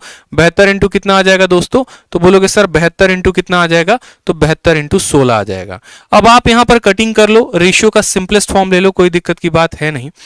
आप जैसे इसको सबसे पहले काटो 36 के साथ, या आप 6 के साथ भी काटोगे ना। अगर मानो किसी बालक को गुना नहीं करना है, किसी को गुना नहीं करना है, तो और आसानी से इसको बनाया जा सकता है। जैसे इस लाइन के चारों संख्या को ले लो, 1 इंटू 3 इंटू 6 इंटू 12 लिख दिया। दूसरे वाले लाइन में 2 3 6 12, तो यहां पर लिखोगे सर 2 इंटू 3 इंटू 6 इंटू 12। तीसरे वाले लाइन में क्या कहा गया है, यहां पर 2 4 6 12। तीसरे वाले लाइन का देखो यहां पर है 2 4 और 6 और 12, लिख दो यहां पे 2 4 6 और 12 लिखते चलो सर। 2 इंटू 4 इंटू 6 इंटू 12, ठीक है। और चौथे वाले लाइन में क्या है, 2 4 9 16, कितना है, 2 4 9 16। और उसके बाद यहां पर जो भी संख्या आपको लगता है कि काटने लायक है, आप उनको काट दो, कोई परेशानी की बात नहीं है। जैसे मानो यहां पर आपने कहा कि सर देखो यहां पर 2 जो है, देखो यहां पर 12 है, 12 है, यहां भी 12 है, और यहां भी एक तरीके से देखो तो 4 सबसे पहले ढूंढो। 4 से काटोगे तो 3 बार में कटेगा, 4 से काटोगे 3 बार में कटेगा, 4 यहां कट गया, 4 यहां कट गया, ठीक है। उसके बाद 3 देखो यहां पे, 3 यहां पर कट जाएगा पूरा का पूरा, या ऐसे बोलोगे तो सर ये पूरा का पूरा 3 खत्म, यहां का भी 3 पूरा का पूरा खत्म। 3 से काटेंगे तो 2 बार में कटेगा, और 3 से काटेंगे तो हमारा 3 बार में कटेगा। और पर देखिए कहीं पर आपको 6 जो है 6 मिल जाएगा, तो बहुत अच्छी बात है, ठीक है। 6 कैसे मिलेगा, तो यहां पर देखो, ठीक है, सबसे पहले यहां देखो तो पूरा का पूरा 6 खत्म हो गया, यहां भी पूरा का पूरा 6 खत्म हो गया। ये 6 इसको 2 बार में काटने वाला है, और 2 इंटू 3 कितना बना देते हैं, 6 बना देते हैं। अब यहां क्या बचा है, तो बोलोगे 1 इंटू 3 हमारा 3 बचा है। यहां क्या बचा है, 2 इंटू 3 हमारा 6 बचा है। यहां क्या बचा है, तो बोलोगे 2 इंटू 2 इंटू 2 यानी 8 बच गया है। और यहां कितना बच गया है, तो सिर्फ और सिर्फ 16 बच गया है। तो 3 6 8 16 इज द करेक्ट आंसर, ठीक है। और भी कुछ रेशियो बच गए हैं क्या, अच्छा 5 रेशियो थे ना, 1 3 6 12 लिख दिया, फिर 2 3 6 12 भी लिख दिया, फिर उसके बाद 2 4 6 12 लिख दिया, 2 4 9 12। एक यहां पर 2 4 9 12 होगा, ये वाला करेक्ट करो जरा, यहां पर 2 4 9 12 होगा। और फिर इसके बाद एक और आएगा 2 4 9 16, यहां पर आएगा 2 into 4 into 9 into 16, 2 into 4 into 9 into 16, ठीक है। ये हमारा आएगा वैल्यू यहां पर। और इसको कितने से हमने काटा था, तो इसका यहां पर 72 से हमने काटा था, 72 इसके अंदर भी हम काट देंगे। 72 कैसे काटेंगे, तो 9 चौके 36 इंटू 2 72, तो बचेगा कितना, 16 बचेगा। तो यहां पर लास्ट में आपका आ जाएगा, ठीक है, 12। यहां पर कितना बचेगा, यहां पर लास्ट में यहां 12 बचेगा, ठीक है। देखते चलो, मैं बता देता हूं एक बार, यहां बचेगा 12 और लास्ट वाले में बचेगा 16, ठीक है। यहां बचेगा, देखो एक और टर्म मिसिंग था, क्या था पहले, 1 3 6 12 1 3 6 12, 2 3 6 12 2 3 6 12, 2 4 6 12 2 4 6 12, 2 4 9 12 2 4 9 12, 2 4 9 16, तो 2 4 9 16। यहां पर कितने से काटा था, 12 छक 72 से, 12 छक 72 से, यहां भी 72 से काटा था, 72 से, तो इसमें 72 का भाग लगाएंगे तो 16 बचेगा। यानी 3 6 8 12 16, 3 6 8 12 16, option number D for Devsena is the correct answer. CHSL का पूछा गया सवाल था। अगला सवाल आप सभी के सामने है, बताइए। अगला सवाल आप सभी के सामने है, ए और बी का अनुपात 2 और 3 का है, बी और सी का अनुपात 4 और 5 का है, A plus B ratio B plus C का मान बताना है, आंसर बताइए। बहुत ही सिंपल क्वेश्चन, बहुत ही प्यारा क्वेश्चन। ए बी का मान दिया है, बी सी का मान दिया है, ए प्लस बी और बी प्लस सी का मान पूछा है। क्या बोलेंगे, बोलेंगे सर ए रेशियो बी का जो मान है वो कितना है, तो 2 अनुपात 3 है, और बी रेशियो सी का जो मान है वो कितना है, 4 अनुपात 5 है। हमें किसी का कोई भी मान बताना है, ऐसा कोई भी इक्वेशन दिया गया है, तो सबसे पहले ए अनुपात बी अनुपात सी का मान पता करेंगे, ठीक है। यानी यहां से रेशियो पता करो, तो बोलोगे sir A ratio B ratio C कितना हो जाएगा, बहुत आसान काम है। सबसे पहले इनको आपस में गुना करो, 2 इंटू 4 कितना आएगा, तो 8 आ जाएगा। फिर उसके बाद इनको आपस में गुना करो, 3 इंटू 4 कितना हो जाएगा, 12, और फिर उसके बाद इनको आपस में गुना करो, 3 इंटू 5 कितना हो जाएगा 15, 8 12 15। ए का मान 12 है, ए का मान 8 है, बी का मान 12 है, सी का मान 15 है। जो पूछा गया उसमें वैल्यू रखेंगे, आपका आंसर आएगा। पूछा गया है ए प्लस बी यानी 12 जमा 8 कितना हो जाएगा तो 20 हो जाएगा। बट्टे में रेशियो का मतलब होता है बट्टा, बी प्लस सी तो 12 और 15 कितना हो जाएगा 27 हो जाएगा। 20/27 is the correct answer. Option number 4, D for Devsena, D for दिल मांगे मोर, डी फॉर DIG, ठीक है, इज द करेक्ट आंसर हो जाएगा। आ जाओ अगला सवाल देखो। यहां पे अगला सवाल आपसे बोला गया है A plus B ratio B plus C ratio C plus C का मान 6, 7 और 8 का है। तो हमसे ए प्लस बी प्लस सी का मान अगर 14 दिया गया है, सी का मान हमसे पूछा है, सी का मान बताएंगे। Like share like share like share चलता रहना चाहिए दोस्तों। लाइक और शेयर में कोई कमी नहीं आनी चाहिए, ठीक है। लाइक और शेयर चलता रहना चाहिए। पहुंचा दो आज 2500 प्लस लाइक, 1700 लाइक हो चुके हैं। 2500 प्लस लाइक पहुंचा दो दोस्तों, 2500 प्लस लाइक पहुंचा दीजिए, मजा आ जाएगा फिर उसके बाद। आ जाओ सवाल में, ठीक है। तो सवाल में हमसे कहा गया, यहां पर सवाल में हमसे कहा गया कि a plus B plus C plus A का मान दिया गया है। देखो तो बोलोगे सर देखो कोई दिक्कत की बात नहीं है, a प्लस बी की वैल्यू कितनी है, तो a प्लस बी की वैल्यू हमारी देखो, a प्लस बी की वैल्यू हमारी 6 है। b प्लस सी की वैल्यू कितनी है, तो बोलोगे सर b प्लस सी, देखो जिसके सामने जो दिया गया होता है वही उसका मान होता है। b प्लस सी के सामने कितना दिया गया, 7 दिया गया, तो इसका मान 7 है। c प्लस ए के सामने कितना है, तो बोलोगे सर c प्लस ए के सामने हमारा 8 है, तो इसके जगह पर कितना लिखेंगे, 8 लिखेंगे। अब यहां पर देखो तो जरा आप तीनों को जोड़ो। जब आप तीनों को जोड़ोगे कहीं ना कहीं ये टाइम एंड वर्क का कंसेप्ट है। टाइम एंड वर्क में भी ऐसे ही होता था कि a प्लस बी किसी कार्य को 10 दिनों में करते हैं, b प्लस सी किसी कार्य को 12 दिनों में करते हैं, c प्लस ए किसी कार्य को 18 दिनों में करते हैं, या मानो 15 दिनों में। फिर आप उनका एलसीएम लेते थे। एलसीएम 10 12 15 का 60 हो जाएगा या 120, 10 का 12 गुना, 12 का 10 गुना, 15 का 8 गुना। फिर जब आप इनको जोड़ रहे होते हैं तो a प्लस बी का मान 12 आता है, b प्लस सी का मान 10 आता है, c प्लस ए का मान 8 आता है। फिर माइंड में ये होता है कि तीनों को जोड़ना है, जोड़कर a plus B plus C का मान निकालना है। उसमें से हम इसको घटाते जाएंगे तो a b और c का मान आता चला जाएगा। तो हमें भी यहां पर क्या करना है, तीनों को जोड़ना है। तो a 2 बार आएगा, b 2 बार और c 2 बार, यानी 2 इंटू ए प्लस बी प्लस सी का जो मान आएगा वो कितना आएगा, 8 7 15, 15 और 6 कितना हो जाएगा 21। अगर इनका दोगुना 21 के बराबर है तो हम बोलेंगे sir a plus B plus C का मान कितना होगा, 2 से भाग कर दो यानी 10.5 आ जाएगा। a plus B plus C का मान कितना आ जाएगा, 10.5 आ जाएगा। हमें c का मान पता करना है। जब a plus B plus C का मान 10.5 है तो यहाँ a प्लस बी का मान कितना है, तो बोलोगे सर a प्लस बी का मान हमारा है 6। अब इसमें से इसको घटा दो तो a से a खत्म, b से b खत्म, कितना आ जाएगा c। 10.5 में से 6 चला जाएगा तो कितना आएगी c की वैल्यू 4.5। और 4.5 को आप चाहो तो बोलोगे सर ये 9 का आधा है, यानी 9/2 भी लिख सकते हैं। 6 7 8 है ना, 8 7 15 और 6 21, 10.5 आ रहा है। 10.5 आ रहा है। लेकिन अब यहां पर देखो a plus B plus C का एग्जामिनर ने हमें जो मान दिया है वो हमें 14 दिया है। अब एग्जामिनर ने हमें 14 दिया है तो हम यहां से अपने आंसर को सुधार सकते हैं। कैसे, अब हम यहां पर एग्जामिनर को ये बात बोलेंगे कि देखो भाई साहब जो आपने दिया है वो हमें रेशियो दिया है, और यहां पर ऐसा कह सकते हैं कि रेशियो मतलब 10.5 का मान हमारा कितना है, 14 है। तो 10.5 का मान 14 है तो कितना गुना है। अब आपको यहां गुना करके देखना पड़ेगा, उतना ही गुना यहां मल्टीप्लाई करना पड़ेगा, या फिर आपको एक छोटा सा करेक्शन करना पड़ेगा। और वो करेक्शन क्या होगा, वो यहीं पर देखो, आपको यहीं पर थोड़ा सा सुधार करना पड़ेगा। समझेंगे मेरी बात को। जैसे मानो हमने यहां पर आंसर लेकर आ गए ना, अब असल में हमारा a plus B plus C का मान कितना आया था, 10.5, और हमारे सवाल में a plus B plus C का मान कितना दिया गया था, 14 दिया गया था। यानी इसका कितना गुना है ये बताओ पहले। 10.5 को कितने के साथ गुना किया गया है कि 14 मिला है, 10.5 को कितने के साथ गुना किया गया है कि 14 मिला है। तो आप बोलोगे सर 10.5 को कितने के साथ गुना किया गया है। जैसे मानो मैंने कहा 10.5 का मतलब क्या होता है, 10.5 का मतलब होता है 21/2। 21/2 को अगर हम x के साथ गुना करते हैं तो हमें 14 मिलता है। 7 का 3 गुना, 7 का 2 गुना, तो x की जो वैल्यू आएगी 2 × 2 4/3, यानी हमें जो है हमारा रेशियो अपने आप का 4/3 के साथ गुना हुआ है। अगर ये संख्या 4/3 के साथ गुना हुई है तो जो हमारा जो c का मान आया है 9/2, उसको भी हमें किसके साथ गुना करना पड़ेगा, 4/3 के साथ गुना करना पड़ेगा। पड़ेगा। 3 से इसको 3 बार में काटेंगे, 2 से इसको 2 बार में काटेंगे, 3 इंटू 2 कितना आएगा, 6 आएगा, और 6 जो होगा वो हमारा करेक्ट आंसर होगा। अगर यहाँ पर थोड़ा सा और इसको शॉर्ट में करना चाहते हैं तो इतनी सभी बातों को हटाओ आप। यहाँ पर a प्लस बी का मान इतना है, b प्लस सी का मान इतना है, c प्लस a का मान इतना है। एक काम करो, जब आप तीनों को जोड़ोगे तो आपको मिलेगा a प्लस बी प्लस सी, और कितना मिलेगा, उसका दोगुना। उसका दोगुना कितना है, तो बोलोगे सर 8 7 15 6 21। एक पल के लिए आप ऐसे समझ लो ये 6x है, 7x है, 8x है, और इसकी वैल्यू आ जाएगी 21x। फिर यहां से जब आप सॉल्व करोगे तो बोलोगे sir a plus B plus C का जो वैल्यू है 21/2x हो जाएगा। कितना हो जाएगा, 21/2x। फिर आप बोलोगे सर 21/2x का ही मान सवाल में कितना दिया गया है, 14। आप और आसानी से समझ पाएंगे।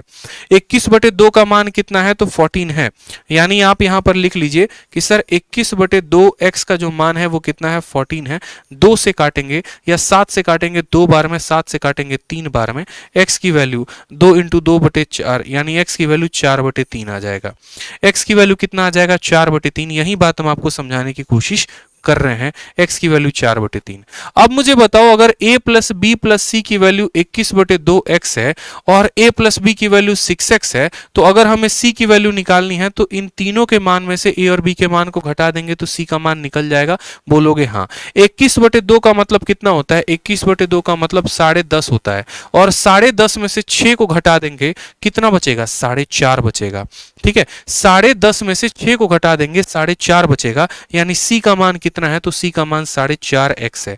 c का मान कितना है, 4.5x है, तो 4.5 इंटू x का मान कितना था, 4/3। 4.5 को क्या लिख सकते हैं, तो 9/2 लिख सकते हैं, और x का मान कितना था, 4/3, तो यहाँ पर 4/3 के साथ गुना कर दिया। 3 से हमारा कट गया 3 बार में, 2 से कट गया 2 बार में, तो आंसर कितना आया, 6। यानी option number 1 is the correct answer. ठीक है, 8 कैसे आएगा मेरे भाई, 8 7 15 6 21, 21 का मतलब हो गया 10.5, अच्छा साढ़े, यहां पर यार बार बार गलती हो जा रही है मुझसे, आज माफ करना। यहां पर सी का मान जो है 16, देखो यार साढ़े, यहां पर एक बात समझो, 10.5 है ना, और 10.5 में से जो अब आप यहां पर कितना घटाओगे, 10.5 में से आप 6 घटाओगे तो 10.5 में से सही तो है, गलत क्या है, 10.5 में से 6 घटाओगे 4.5 ही तो आएगा। ठीक है, 4.5 ही तो आएगा, दिक्कत क्या है, 4.5 ही तो आएगा, 9/2 है, सही है। चलो अगला सवाल देखो। अगला सवाल सीजीएल के मेंस का क्वेश्चन है। ठीक है, शुरू किया था बेसिक सवालों के साथ और अब हम आपको मेंस लेवल का भी क्वेश्चन करवा दें। x³ minus y³ ratio x² plus xy plus y² की वैल्यू दी गई है 5:1। x² minus y² ratio x minus y की वैल्यू 7:1 दी गई है। तो हमसे बोला है 2x रेशियो 3y का मान कितना होगा, बता दो। ठीक है, 2x रेशियो इतना का मान कितना होगा, बता दो जल्दी से। मेंस का क्वेश्चन है, बढ़िया सवाल है, बता देंगे आंसर, बहुत ही लाजवाब क्वेश्चन है, बताइए। x³ माइनस y³ रेशियो देखो, अब देखो यहां पर सवाल में एक एक बात को समझो। बोलोगे sir x³ minus y³ divided by कितना है, तो divided by x² plus xy और प्लस कितना हो गया, y²। वैल्यू कितनी दी गई है, तो वैल्यू हमारा 5:1 दी गई है। अब यहां पर उस बच्चे को सबसे ज्यादा समस्या होगी जिसको क्यूब का फॉर्मूला नहीं पता है। क्यूब का फॉर्मूला नहीं पता है तो क्या होगा, वो सबसे ज्यादा परेशान होगा।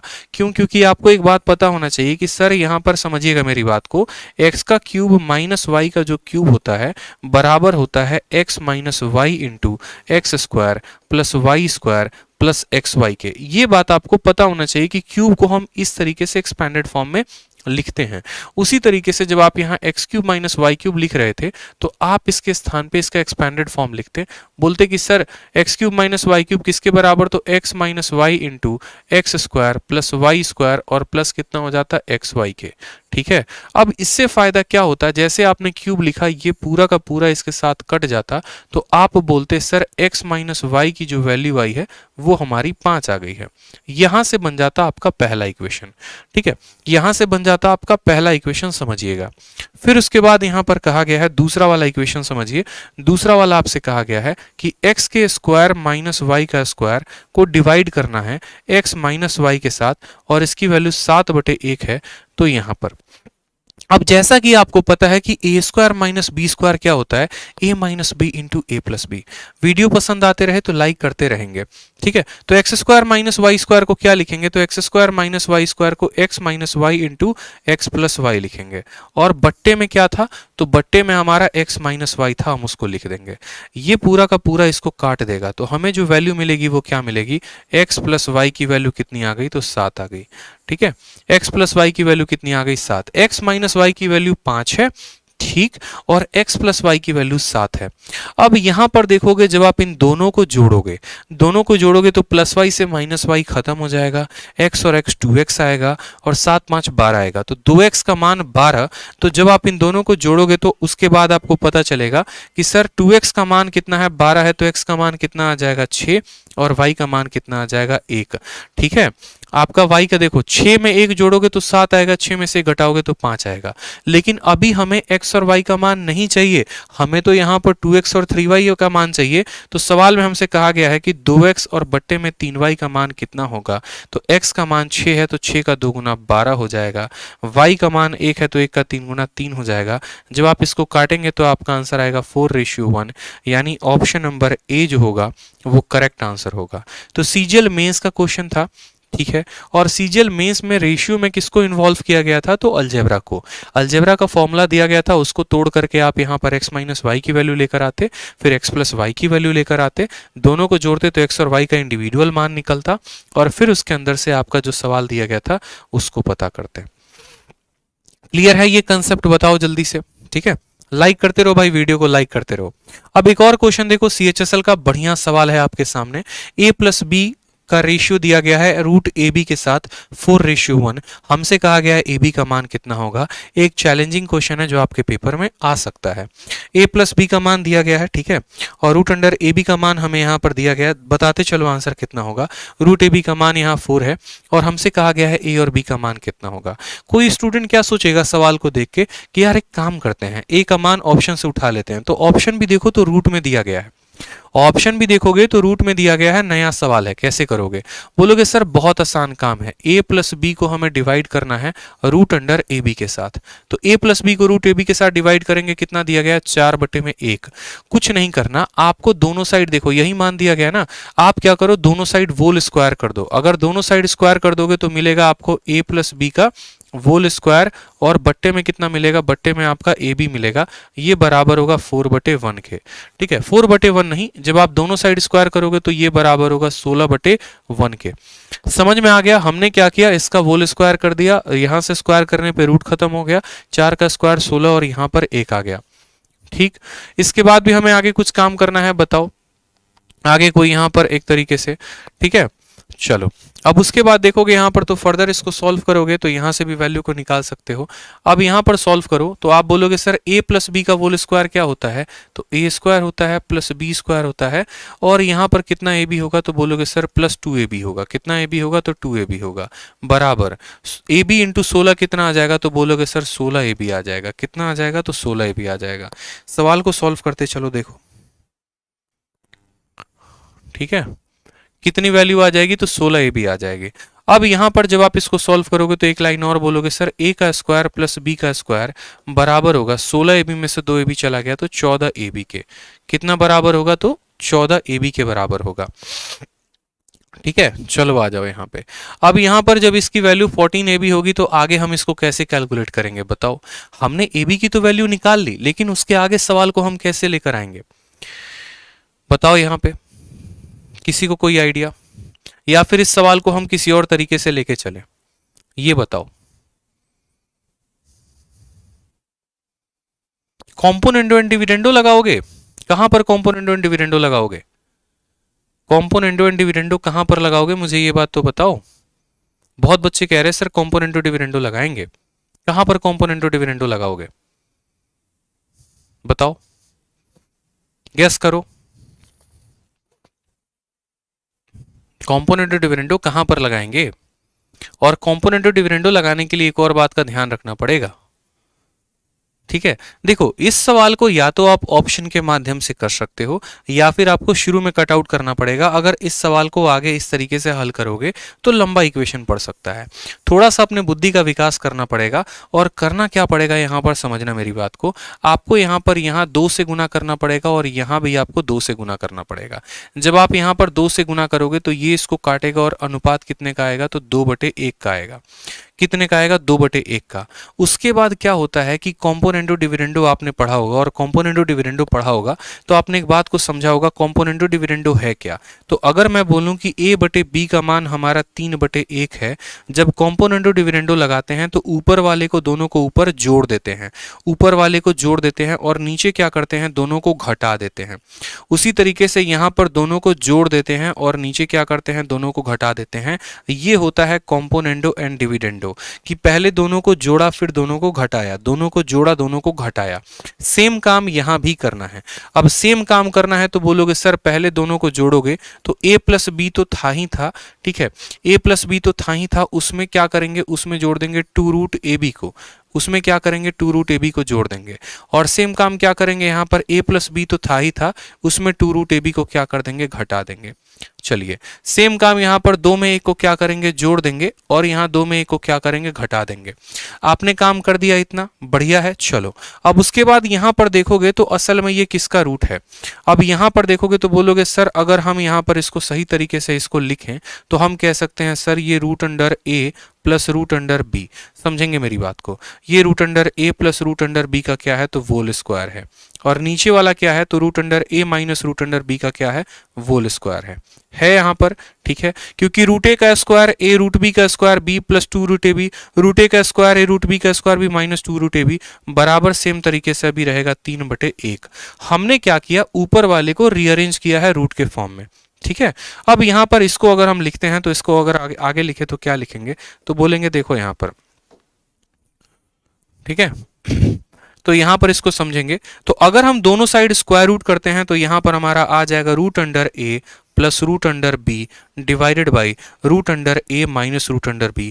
और स्क्वायर रूट करने पर क्या होगा, इन दोनों का भी स्क्वायर रूट हो जाएगा, तो 3 का रूट कितना हो जाएगा, √3, और 1 का रूट कितना रहेगा, तो अभी हमारा 1 ही रहेगा। 1 का रूट हमारा कितना रहेगा दोस्तों, तो 1 का रूट हमारा 1 ही रहेगा। अब जब हमारा यहाँ पर ये कॉम्पोनेंटो और डिविडेंडो जब हमारा ये फॉर्म आ गया ना, तो इसमें वापस से हम कॉम्पोनेंटो एंड डिविडेंडो लगा देंगे, ठीक है।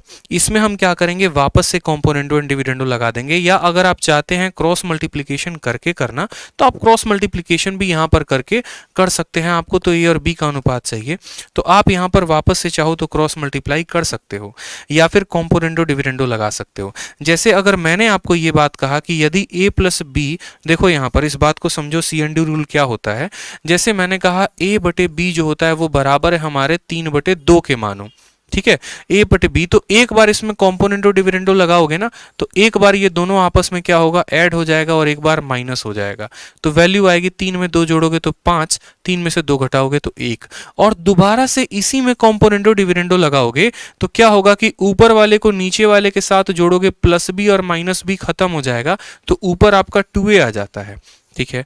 और ऊपर वाले में से नीचे वाले को घटाओगे तो a में से 1 खत्म हो जाएगा और b माइनस माइनस b आ जाता है 2b बराबर होगा 5 में 1 जोड़ोगे तो 6 आएगा, 5 में से 1 घटा दोगे 4 आ जाएगा। ये 2 से तो यहाँ पर ये 2 खत्म हो जाता है और ये वैल्यू आ जाती है हमारी 3/2, यानी हमें वही मिल जाता है जो हमें शुरू में दिया गया था। तो किसी संख्या में 2 बार कॉम्पोनेंटो डिविडेंडो लगाने से वापस में वही संख्या आ जाती है। यहाँ पर भी हम क्या कर सकते हैं, कॉम्पोनेंटो डिविडेंडो लगा सकते हैं। तो लगाएंगे तो एक बार √a और √b है, √a है, दोनों को खत्म करेंगे तो ऊपर 2 बार √2a आ जाएगा। यानी कॉम्पोनेंटो डिविडेंडो लगाओगे तो यहाँ पर बोलोगे सर ऊपर √a बचेगा और नीचे √b बचेगा। और ये बराबर होगा कितने, तो √3 + 1 के ऊपर में, और नीचे किसके बराबर होगा, तो नीचे बराबर होगा √3 - 1 के, ठीक है।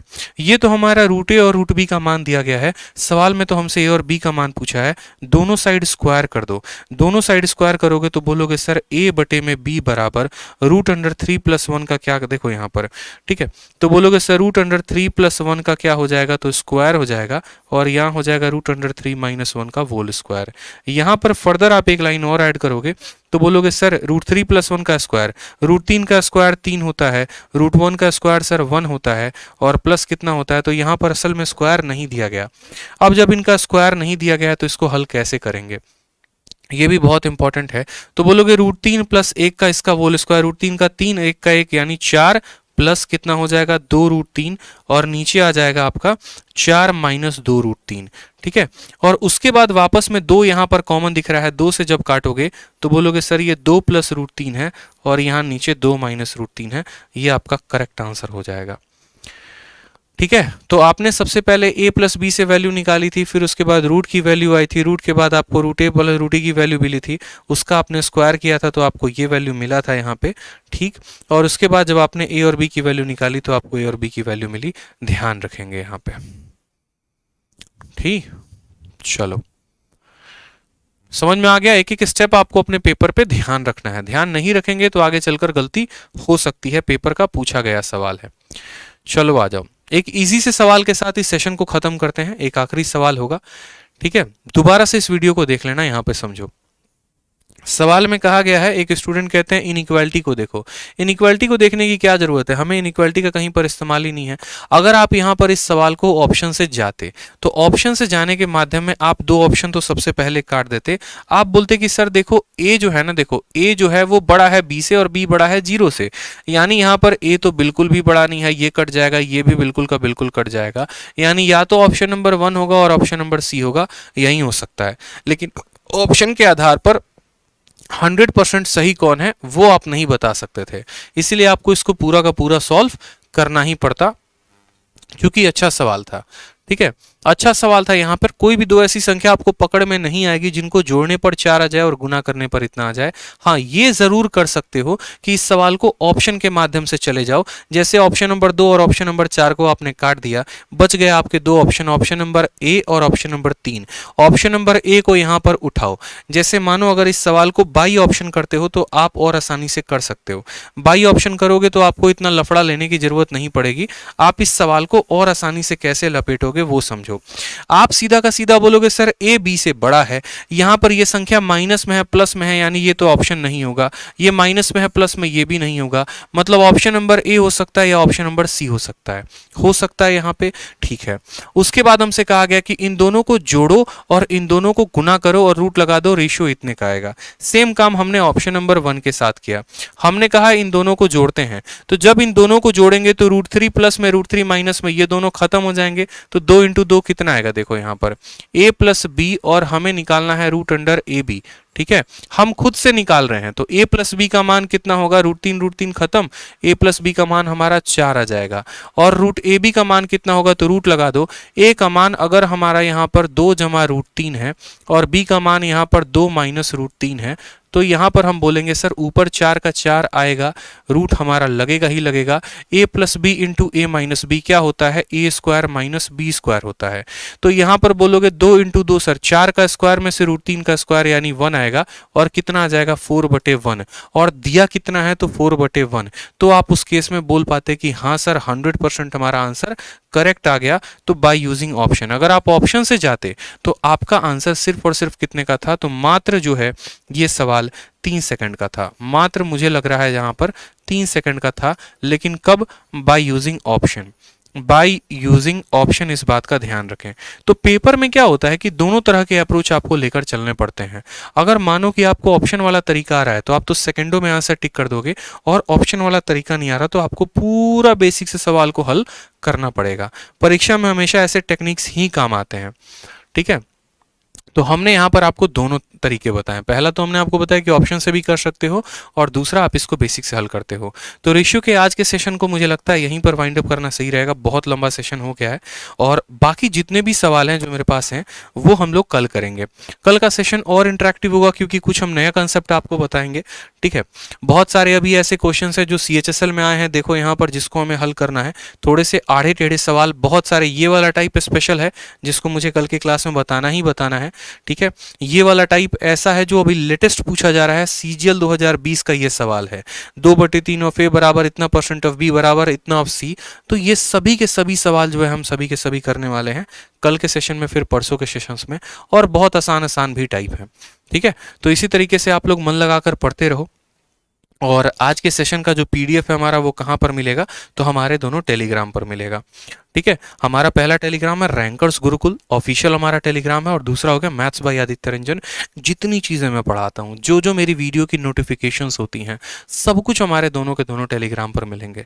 जो पढ़ाते हैं उसका पीडीएफ मिलेगा। ठीक है, और जो यहाँ पर हम एक तरीके से आपको पढ़ाने के साथ साथ जो क्लासेस के नोटिफिकेशंस होते हैं कि आपको लाइव कब आना है कब नहीं, वो सब कुछ हमारे पीडीएफ टेलीग्राम पर अपलोड कर दी जाती है। डाउनलोड करेंगे तो मिल जाएगा। वीडियो को लाइक कर दीजिए। 2 दिन नहीं आए थे, उसका पूरा नुकसान का हम भरपाया करके जा रहे हैं, तो हम अपनी तरफ से कसर नहीं छोड़ते हैं। 2.5 घंटे का सेशन लिया है आपके लिए, तो आपका भी फर्ज बनता है कि आप वीडियो को लाइक करें, हर जगह पर शेयर करें, और हमारी इस 2.5 घंटे की एनर्जी को सवारत करें। साथ में चैनल को ज़रूर सब्सक्राइब करें। इस साल हम लोग 10 लाख का टारगेट लेकर चल रहे हैं, 10 लाख सब्सक्राइबर्स। 1 महीने के अंदर अच्छे खासे 2 लाख से 2.5 लाख तक पहुंच रहे हैं हम। ठीक है, तो हमें लगता है कि हम आराम से जो है 10 लाख तक पहुंच सकते हैं, अगर आपका प्यार रहा, सपोर्ट रहा, यही आशीर्वाद रहा तो सब्सक्राइब करें। इसके अलावा जो भी बच्चे हैं जो अलग अलग एग्जाम्स के लिए तैयारी करते हैं और उन्हें कंप्लीट मैथ का चाहिए, या साथ में जो इस बार के सीजीएल मेंस के भी स्टूडेंट थे, ठीक है, जिन्हें लग रहा है कि नहीं यार इस बार मेंस में मेरा नहीं होगा, अगली बार मुझे ट्राई करना है एसएससी को या और अदर एग्जाम्स को लेकर, तो वो मेरा मैथ का कंप्लीट मैथ रिकॉर्डेड बैच ले सकते हैं हमारे अपने एप्लीकेशन से। आरजी विक्रमजीत एप्लीकेशन नाम है। ये 2 इंक्वायरी नंबर हैं, कॉल करके कोई भी जानकारी प्राप्त कर सकते हैं। कंप्लीट मैथ का रिकॉर्डेड सेशन है। पिछली क्लास में मैंने आपको क्लास नोट्स भी दिखाई थी कि कितनी मोटी क्लास नोट्स है, इसकी प्रैक्टिस शीट्स हैं, सब कुछ आपको इस बैच में मिलता है। पूरा का पूरा मेरा जो है एक तरीके से 1 साल के मेहनत बनाकर जो कंटेंट मैंने बनाया है वो पूरा का पूरा आपको इस बैच में मिलेगा। पूरी प्रैक्टिस शीट, पूरी क्लास नोट्स मिलेगी आपको। ठीक है, और फीस इंडिया में सबसे कम, सिर्फ उतना जो इसकी एक तरीके से नोट्स की वैल्यू है, जितना उसको प्रिंट करवाने में खर्चा आएगा उस तरीके से बस उतना ही रखें ताकि आपको ज़्यादा लोड ना आए। तो 699 रुपये में कंप्लीट अरिथमेटिक, कंप्लीट एडवांस, पूरी वीडियो मिलेगी, क्लास नोट्स मिलेंगे, प्रैक्टिस शीट मिलेगी, और क्लास नोट्स की साथ के साथ आपको जो है वैलिडिटी भी लाइफ टाइम मिलेगी। 1 महीने की वैलिडिटी नहीं है, 2 महीने की नहीं है, लाइफ टाइम वैलिडिटी है, तो ध्यान रखें इस बात का। साथ में हमारे सभी टीचर्स का आप कॉम्बो भी ले सकते हैं जो लाइव बैच है, जैसे जिनका टारगेट नेक्स्ट ईयर का सीजीएल है, सीएचएसएल है, जो अगली बार के लिए बिल्कुल 0 से हीरो लेवल पढ़ना चाहते हैं, मैथ भी, इंग्लिश भी, रीजनिंग भी, वो सभी चीज़ें आप यहाँ से कवर अप कर सकते हो। ठीक है, रीजनिंग पढ़ाएंगे Vikramjit sir, Anil sir English पढ़ा रहे हैं, मैं मैथ्स पढ़ा रहा हूँ। कॉम्बो बैच लेंगे जो कि 20 दिसंबर से स्टार्ट हुआ है, तो उसकी फीस 2100 रुपये है। ये सभी चीज़ें हमारी कहाँ से मिलेंगी, तो हमारे अपने एप्लीकेशन से, आरजी विक्रमजीत एप्लीकेशन से। तो जाइए, एनरोल करिए जिन्हें करना है, और मन लगाकर पढ़ाई करते रहिए। और हमारे तरफ से कोई भी कमी नहीं आएगा, किसी भी अन्य तरह का कोई भी डाउट होता है, ठीक है, तो आप आराम से तसल्ली से जो है यहाँ पर पूछ सकते हैं अपने कमेंट बॉक्स में। मैं आपको कोशिश करूँगा रिप्लाई करने की। अगले वीडियो में, अरे मेरा कोई बर्थडे नहीं है राहुल कुमार, ठीक है, चिंता मत करो। यहाँ पे जो मेंस वाला एक्सपीरियंस मैंने आपके साथ शेयर किया है, उन बातों का भी ध्यान रखें। आज की वीडियो में जो कंसेप्ट बताएं उससे कई गुना ज़्यादा कल की वीडियो में बताऊंगा, परसों की वीडियो में, क्योंकि कल की वीडियो में स्ट्रैटेजी वीडियो का हम नहीं डील करेंगे। उससे क्या होता है कि सारे सेशंस बहुत लंबे हो जाते हैं, तो मैं सिर्फ उन्हीं सेशंस में रखता हूँ जो इंट्रोडक्टरी पार्ट होते हैं, जिससे आपको काफ़ी बेनिफिट हो सके। तसल्ली से हर एक बात को फॉलो किया करो, जितनी बातें मैं बताता हूँ उसको सुना करो। जो मेरी पीछे की सभी वीडियोज़ हैं, 60 दिन 60 मैराथन अभी चला रहा हूँ, उसके पहले 16 दिन 16 मैराथन चलाई है, 30 दिन 30 मैराथन चलाई हैं, उनको जाकर देखो।